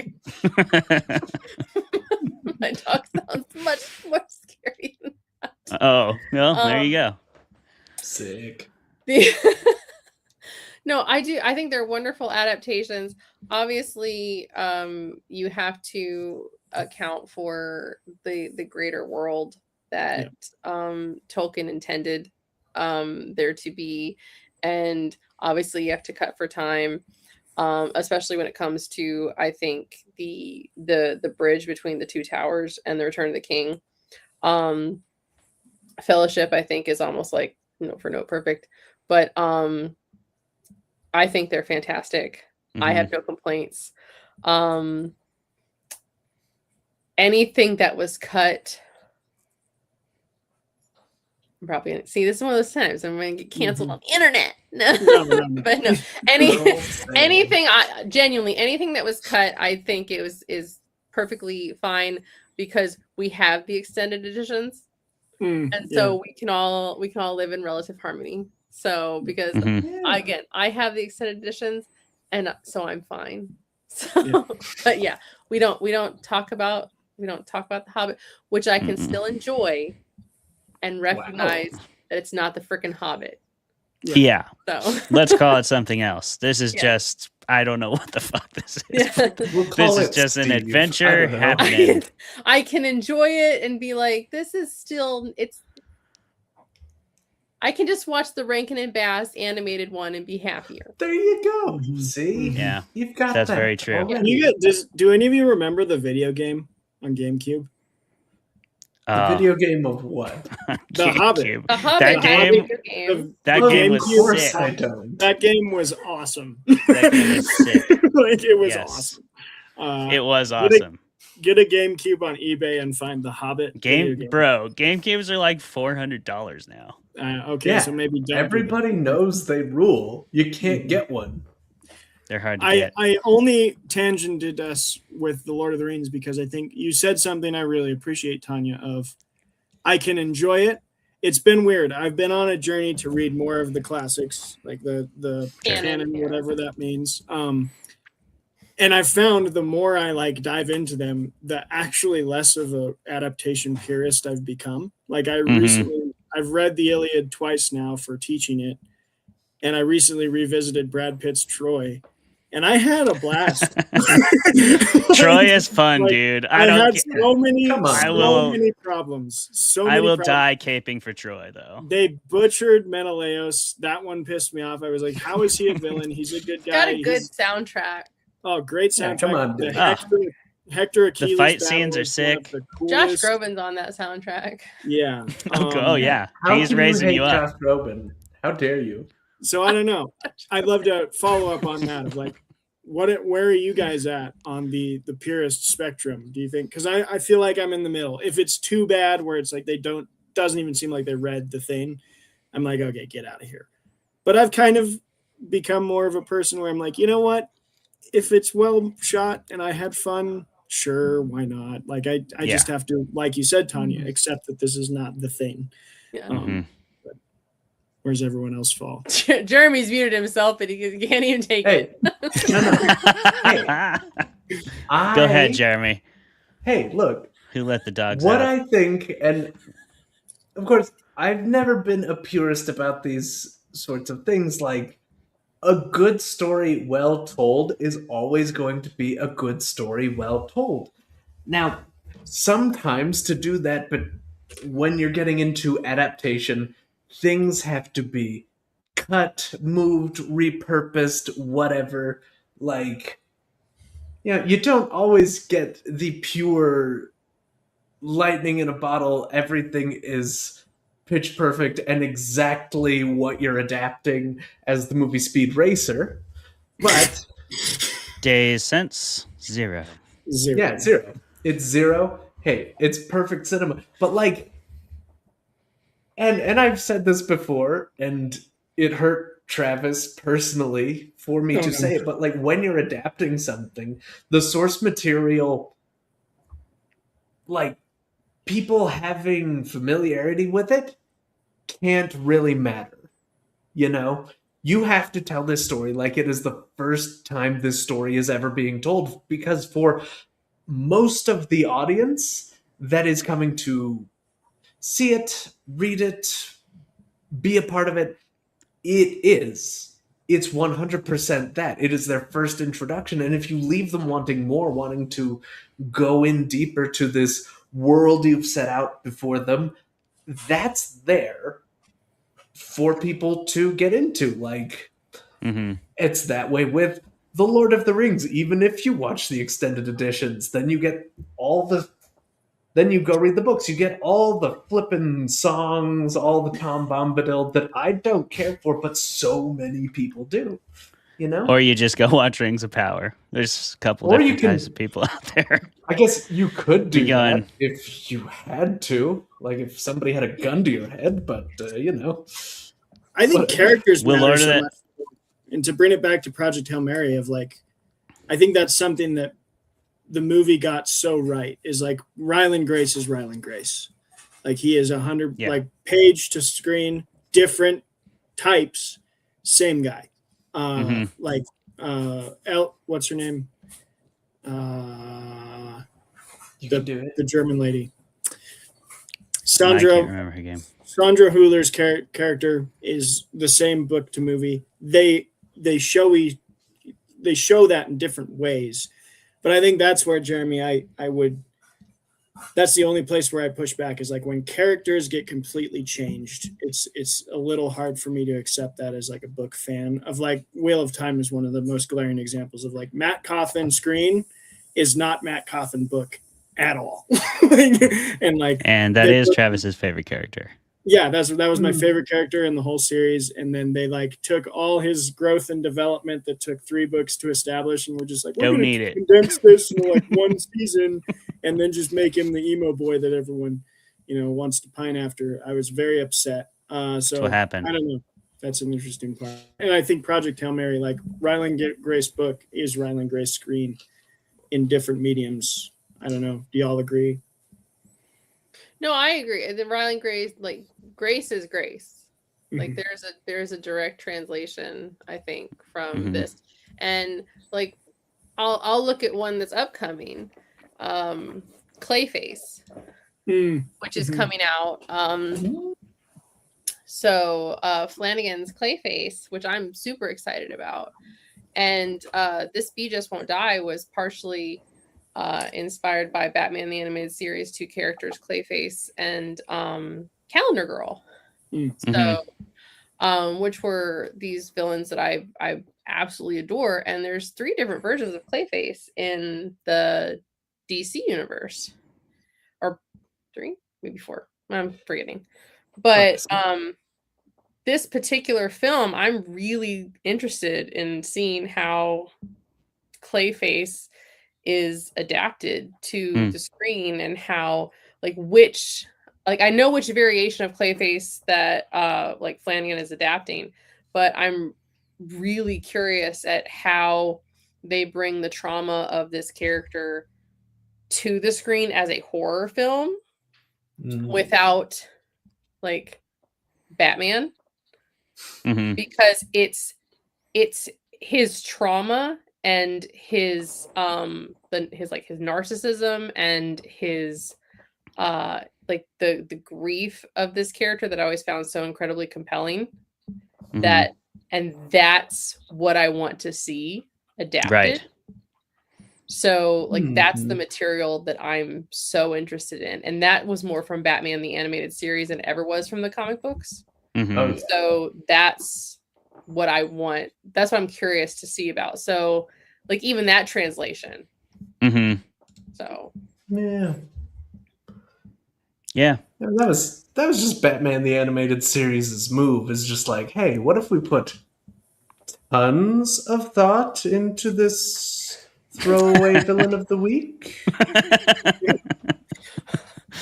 Yeah. Dude, that series is and then I'll ask another question, but that series is the epitome of a thing that is like my hill to die on, is that we should make the best art for our children because they need it the most. They're the most impressionable. Like we should not be making, there's so many people that are just like, oh, it's just a kid's movie. I'm like, that should mean it's better.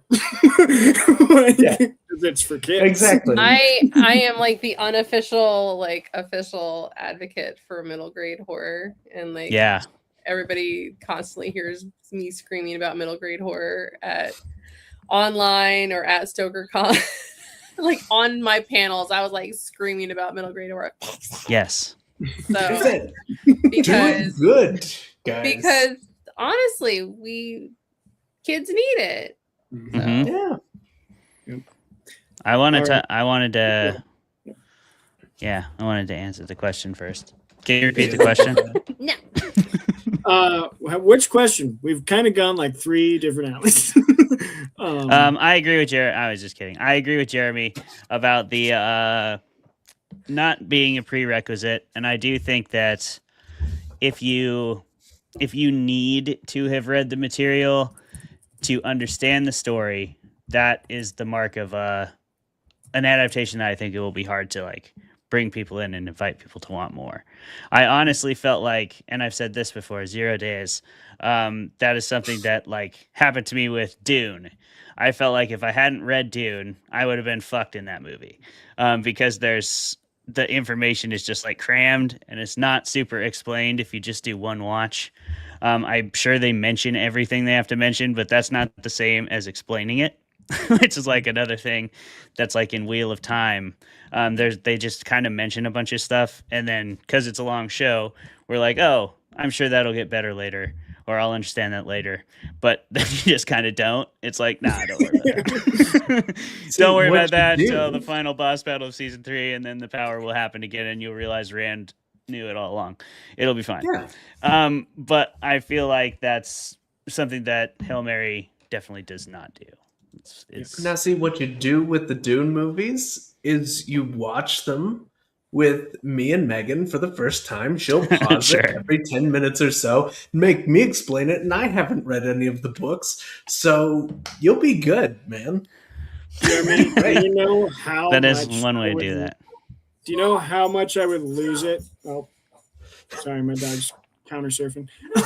I would lose it so much if someone paused a movie every 10 minutes. Oh, I would too. I'm not doing I that. would too if they Unless you're that weren't person. such good conversations. You're a topic guy. You'd love it. Come over I'm for a a movie topic night, guy Travis. after the I dare movie. you. The movie must Fucking finish, dare and then you. we will topic it. No, you have to just like you do. You know, you have to realize that it's not the same experience. You go to Yeah, Jeremy's house, you're essentially going to like an improv mystery science theater, and you're doing it with your friends. And sometimes those movies are fun. Yeah, fair. Yeah, bro. You know, Sometimes you watch Speed Racer. Clay, I mean- I like what you brought up about over explaining, because this is something I'm very interested in talking about with you writers. Science fiction and science in film. I feel like people rag on exposition a lot unfairly, in my opinion. I think exposition can be used incredibly efficiently, and I think science fiction is one of the times when it happens. Especially in a movie like Project Hail Mary, where it's like, you need exposition. You can't just like show him doing science and expect me to know the science. Like, yes, my wife is also a biochemical engineer, but I don't want to pause the movie Don't know every the 10 science. minutes to ask her the questions. So, and you have to know the science to care about the science you and do. the You have to character. know the science to care about the science. So that's sort of my question: is like, where do you see physical, like real science, tangibly fitting into stories? And like, what are some examples besides maybe this movie that do it really well and use that exposition efficiently without taking too much time away from it? Big question there, Tanya, but hopefully you're ready to answer. Okay. Let me think. So I think that, again, we have like a delicate balance to strike. So because you have to keep the plot moving and keep people engaged enough where they will care without those moments of overarching monologue, or without leaning too much into those. And maybe those are moments of action. And honestly, and maybe it's because I mentioned it earlier, the first one that like pops into my head is Event Horizon.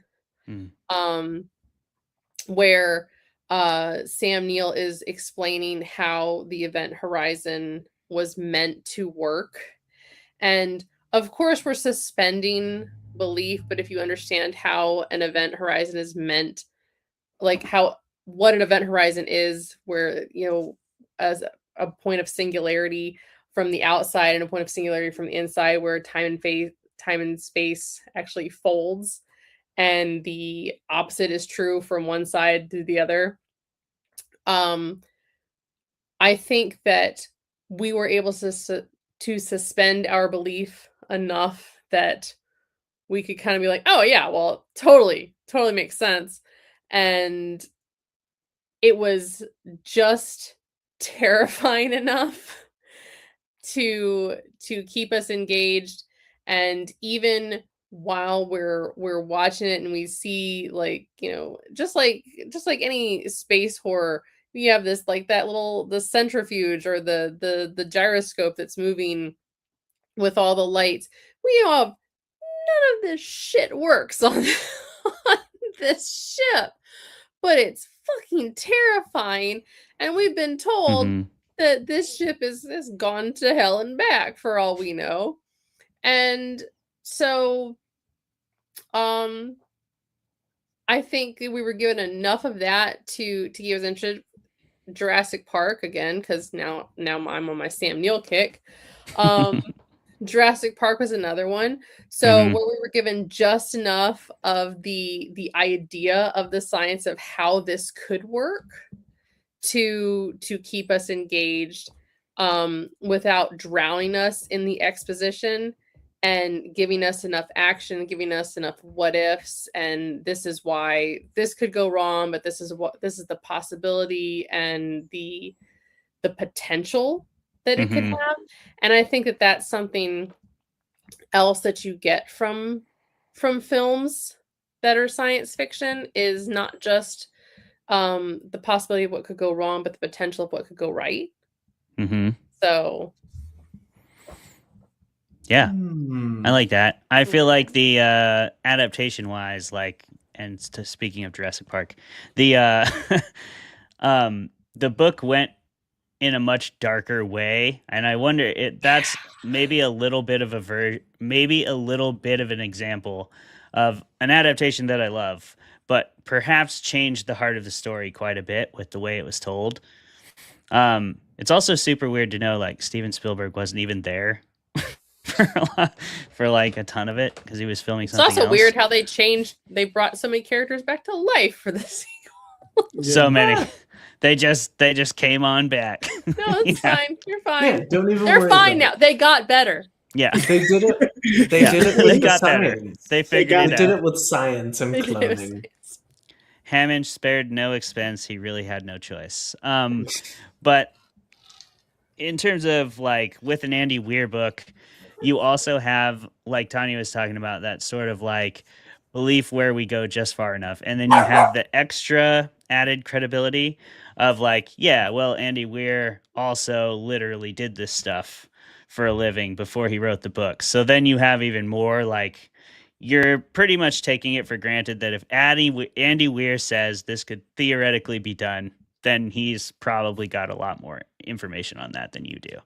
So it's like, okay, I believe it. And if he didn't do it, he asked Chris Haddonfield. Yeah, exactly. And I feel like they probed it a little bit with The Martian. They saw, like, where's the line? I think they found probably either side of it at certain points of that movie. I loved every second of The Martian, but I think The Martian gave them the runway they needed to do a story that was much more character centric and, like, almost a comedy for, like, a big portion of the film.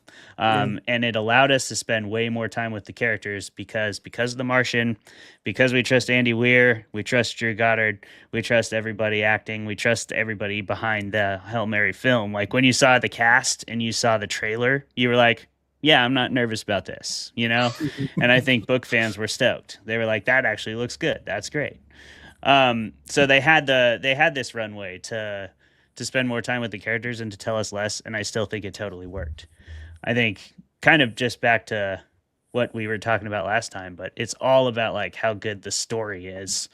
Yeah. And that story can come in a lot of different ways. I do think the nature of Lord of the Rings required a pretty deep knowledge of the subject material. Whereas, like, with The Martian, there's obviously a passion for it and a love for it, but it is one book against this massive trilogy with, like, more books that are written about the stuff in the books that was mentioned, like, for one page. And with The Martian, you have a single book. You have, like, a developing IP and a brand that people expect. They expect that sardonic, witty protagonist in a, like, do or die situation that has massive stakes. And, you know, in The Martian, it is, in a lot of ways, more of a story about one person than Hail Mary is. because he's trying to get home and they're trying to save him. Whereas Hail Mary, like, we're with the one character a long time, but the stakes don't ever feel like his life. The stakes feel like the entire fucking planet. So they swung for the fences on a lot of things, and I think they needed to cut a lot of the science to do that, and it worked. Yeah. Mm-hmm. And I mean, oh, go ahead, Jeremy. Oh, yeah. And I mean, and I did say this before, but like, as much science as they cut, like, you still get so much of this movie and with The Martian, where the science is something that shines. It's like a crucial and on display part of the narrative. And I don't know if there's any movie that does it better than these two. Like, these movies explain the science without you already having to know what's going on, and they're not doing that really irritating thing where they're just kind of counting on you not understanding like science for the story to happen. It's really great. It's got this very unique balance to it, you know? Maybe? I don't know. Yeah. Man, I lost my train of thought. I had something off Clayton's, but it's gone.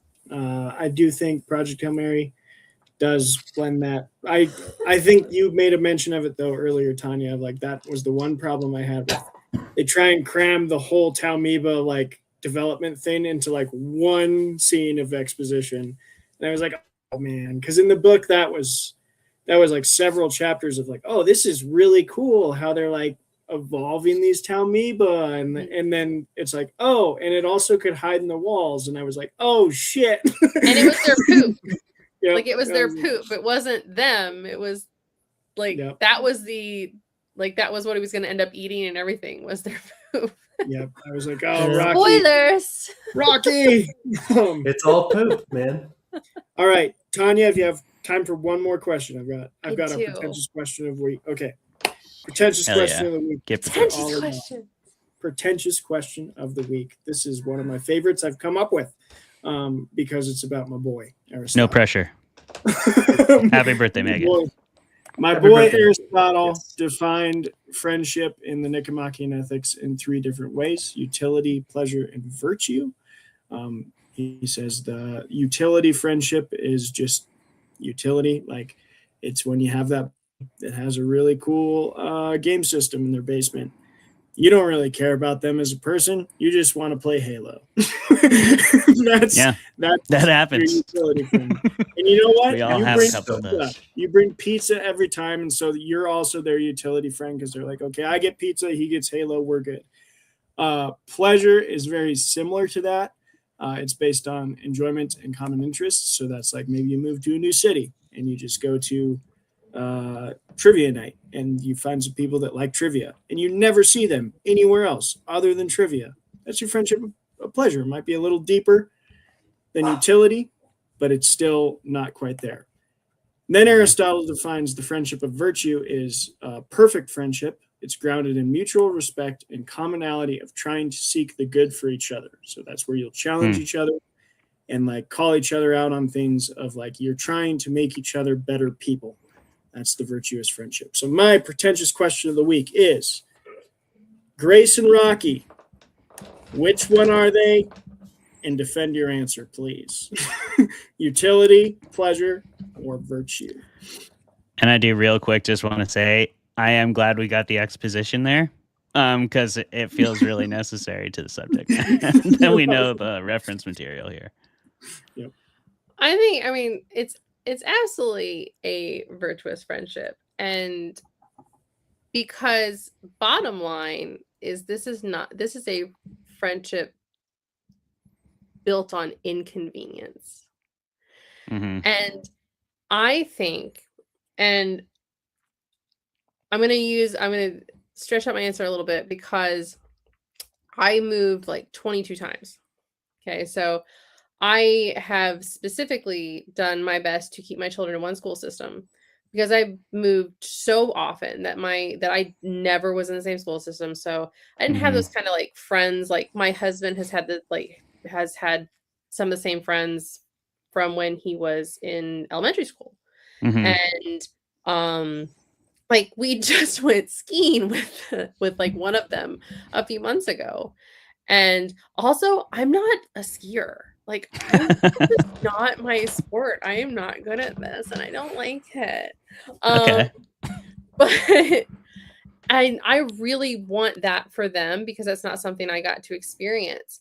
And I think the best friendships are built on inconvenience. And what I mean by that is if your friendship is just built on something like utility because you have a PlayStation or an Xbox or you want to play Halo or Minecraft, there's no other thing to go on other than your commonality, and there's nothing beyond the surface level. Then what will draw you back again and again? Because I want my friendships to be those that even if I'm at my lowest, I know, and my friends know that I'm at my lowest, then they can still count on me to be there. And that's what I mean by a friendship of inconvenience. And Grace and Rocky were both at their lowest. They were alone in space.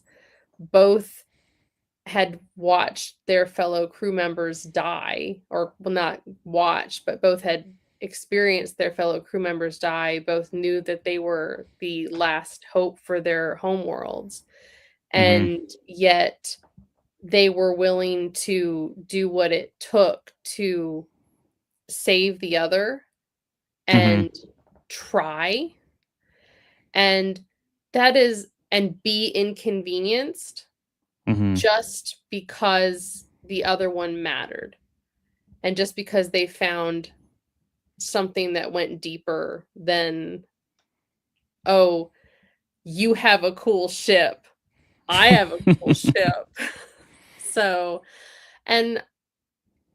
yeah, I think it's definitely a virtue friendship. I don't think it can possibly be anything else. I agree, and I do feel like their meet cute was the ships dancing with each other. So cute. After listening to you frame it that way, Tanya. I think that, yeah, it felt like a virtuous friendship to me as well. I don't know if there's like a timeline on those, or if there's like some level of expected like development that needs to happen before it's considered truly virtuous. But it seemed perfectly virtuous to me.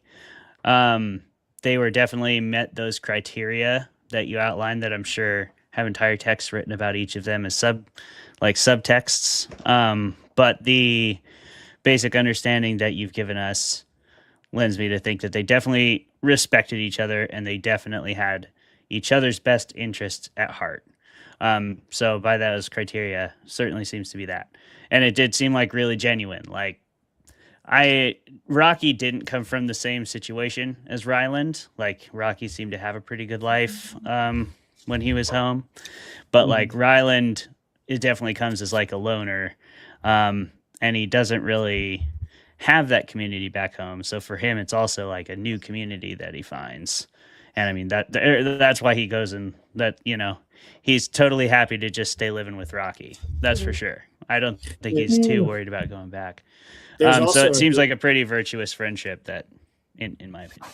What? I think there's also a darker side too, though, to Rocky's story. Of like Ryland lost 2 friends that he doesn't even remember. Rocky lost like 20 plus. Oh yeah, we get no indication that he had amnesia. Like we get this understanding that like he watched 20 plus of his closest friends die. Like, that's rough. Real rough. That, yeah. There's a lot of darkness in the subtext. Sorry, Jeremy. I think that both of you are entirely correct in saying that this is a virtuous friendship. I think, however, it is the other two friendships, like, it like evolves in stages to that virtuous friendship. Like, of course, they start, it's a utility thing. They're working together to solve the problem that they both need to solve. Like, Grace has a deeper understanding of science. He knows about radiation and things and how to test.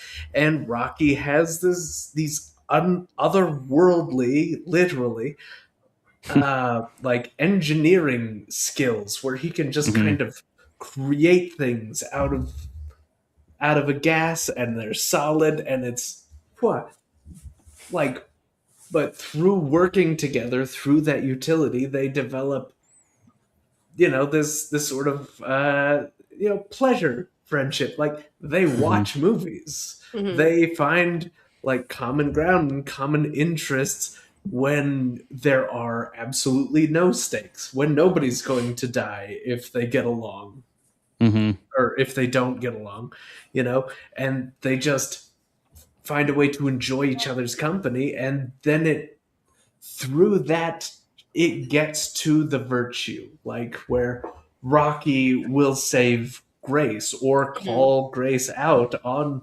lying to him about how he's just fully not expecting to survive. Yeah. And and then you get to the point where Grace has to save Rocky, and like, when there wouldn't be any consequences for him not doing that, like, realistically, that he would experience as a person. He could go back and save Earth and job done. But he is burdened by the knowledge that Rocky and the entire Iridian culture would That's it. go away. Boom. Yeah. Somebody got it. Thank you. Hey, we got Very there. end of the show. Start at 2:07 and then go back and watch the rest of the episode, and you'll know. Yeah, everything it's we're talking great. about. It'll Iridians. Yes. He No, saves that the was entire good. world That was of right. marriage. I think you nailed it. Like the I agree. Crushed it. I do. I will. I You're gotta pretentious as fuck right now, bro. wait. Get right in because- there, bud. Because it's me. I agree with Jeremy to a point. I want to push back a little, and I'd love to hear your points. I do agree it's a development, but I think it comes out stronger in the book that it skips utility, because the first encounter they have is meeting a new species, and I would say that just like jumps to pleasure of like Ryland like kind of isn't even using Rocky as like a way to save his planet when he first meets him. He's just like, holy shit, I met an alien. Like Rocky in the same way is like trying to communicate with this other species. And I think by the time they actually reach any kind of utility, they've already established a relationship pretty strongly. But that first like encounter they have is a pleasure one where they're like we want to meet extraterrestrials, and we're like, holy crap, this is a real thing. I'm not alone in the universe. I'm feeling this immense amount of pleasure. We're going to enjoy each other's company. We're going to try and learn each other's language. And I think that's like, it almost like hops over. It has utility in it, but it hops over that.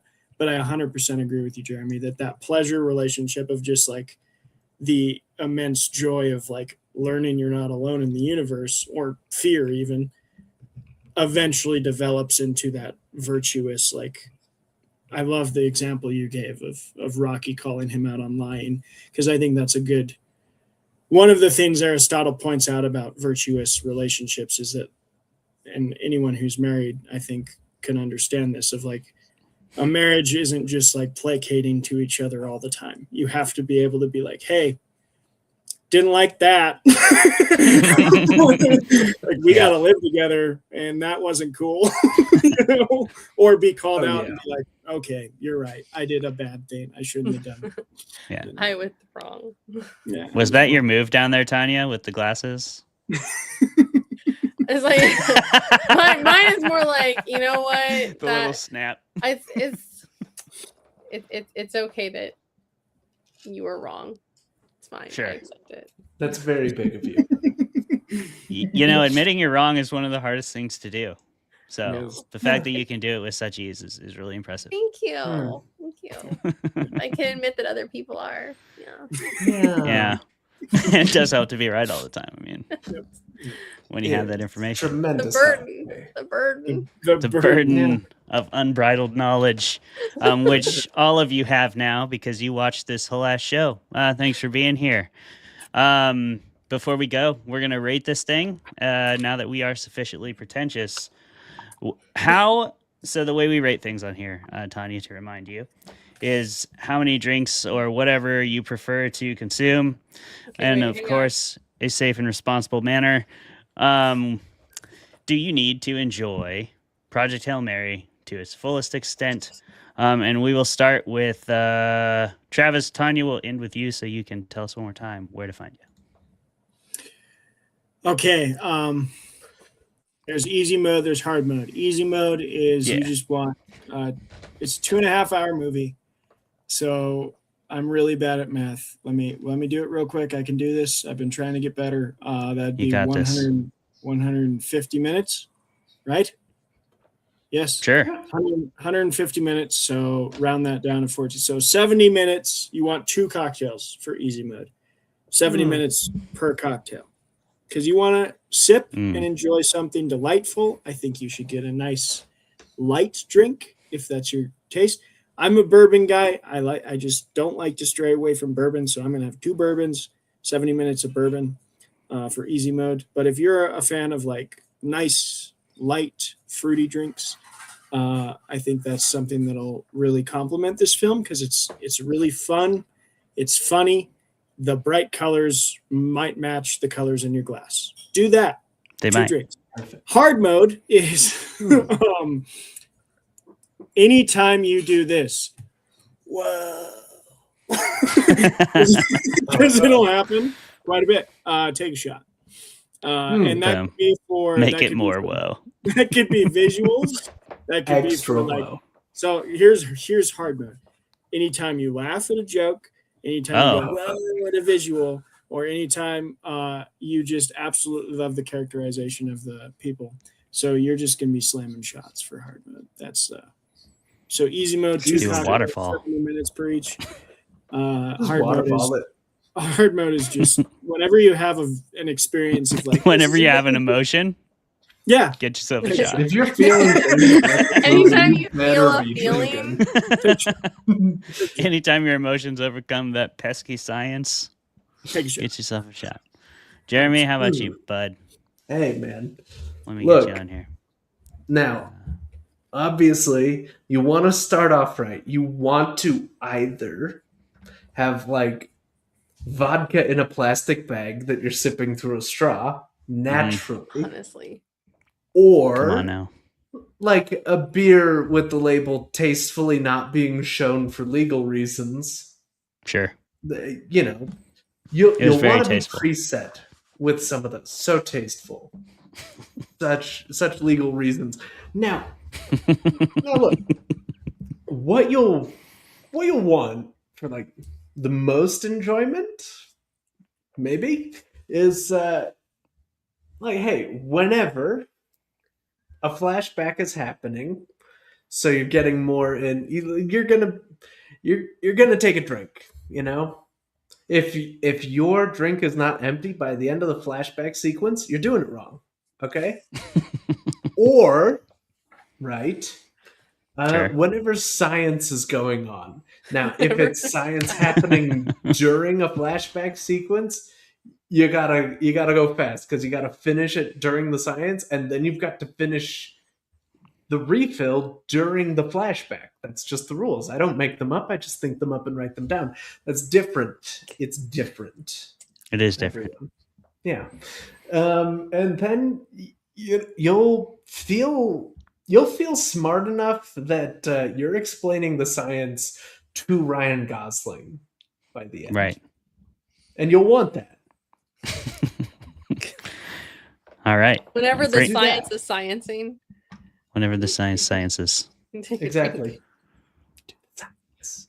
I am going to say easy mode is take a half liter Camelback and fill it with whatever drink you want. And then sip from the Camelback and be done with it by the end of the film. You can play whatever game you want. At the end of the day, this is about accomplishing a mission, like Project Hail Mary. And the stake of the world could well depend on it. You don't know. Butterfly effect, like anything could kick something big off. Maybe it's you failing at this. Don't do it. Don't take the chance.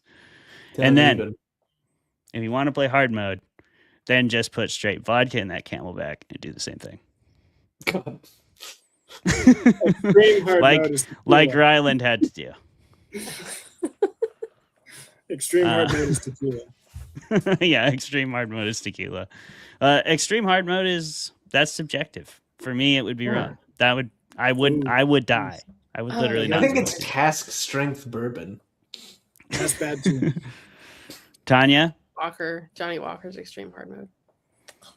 A whole liter of Johnny Walker. Just getting warm in some plastic. Just getting started. Just like, all right.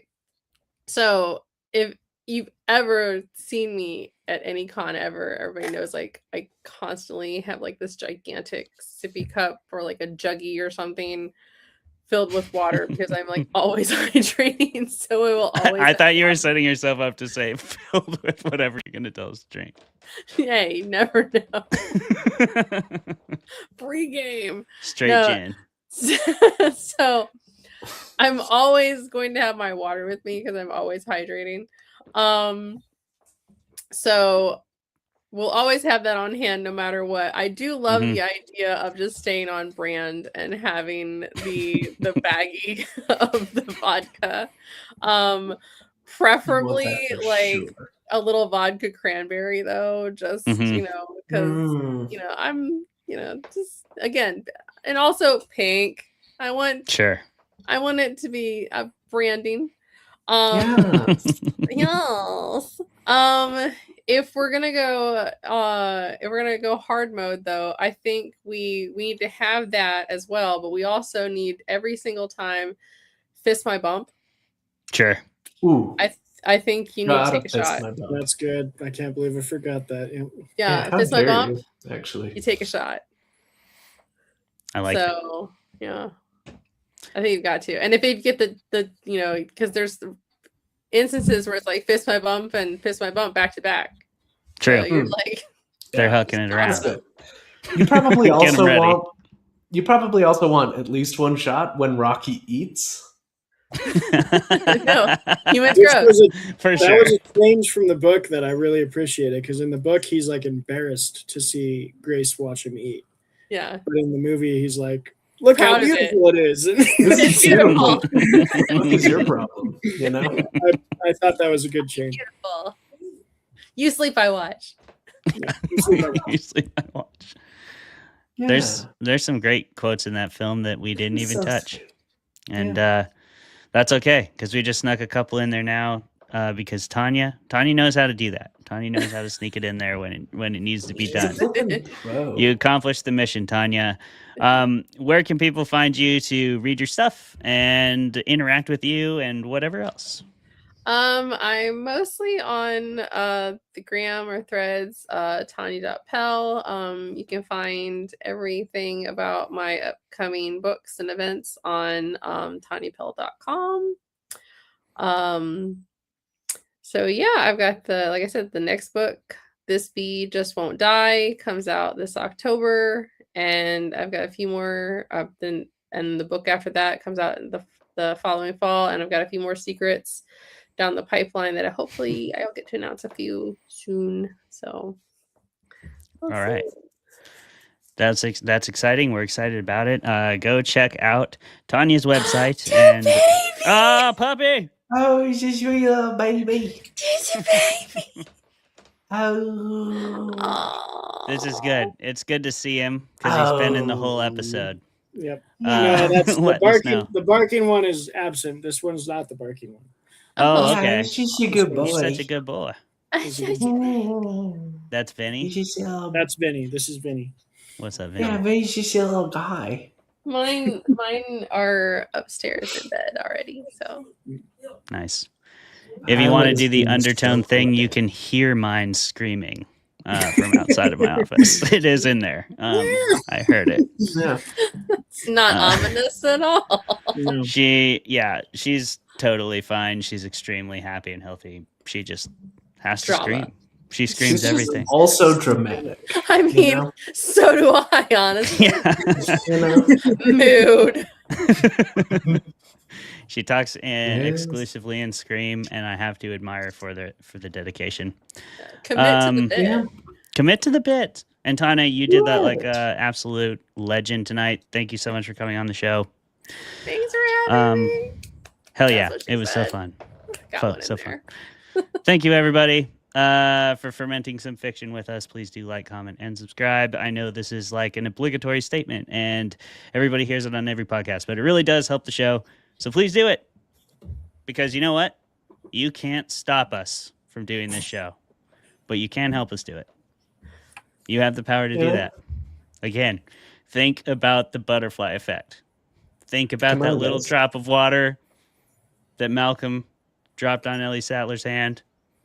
And just think about how you could be affecting the fermented universe. Wouldn't it be great?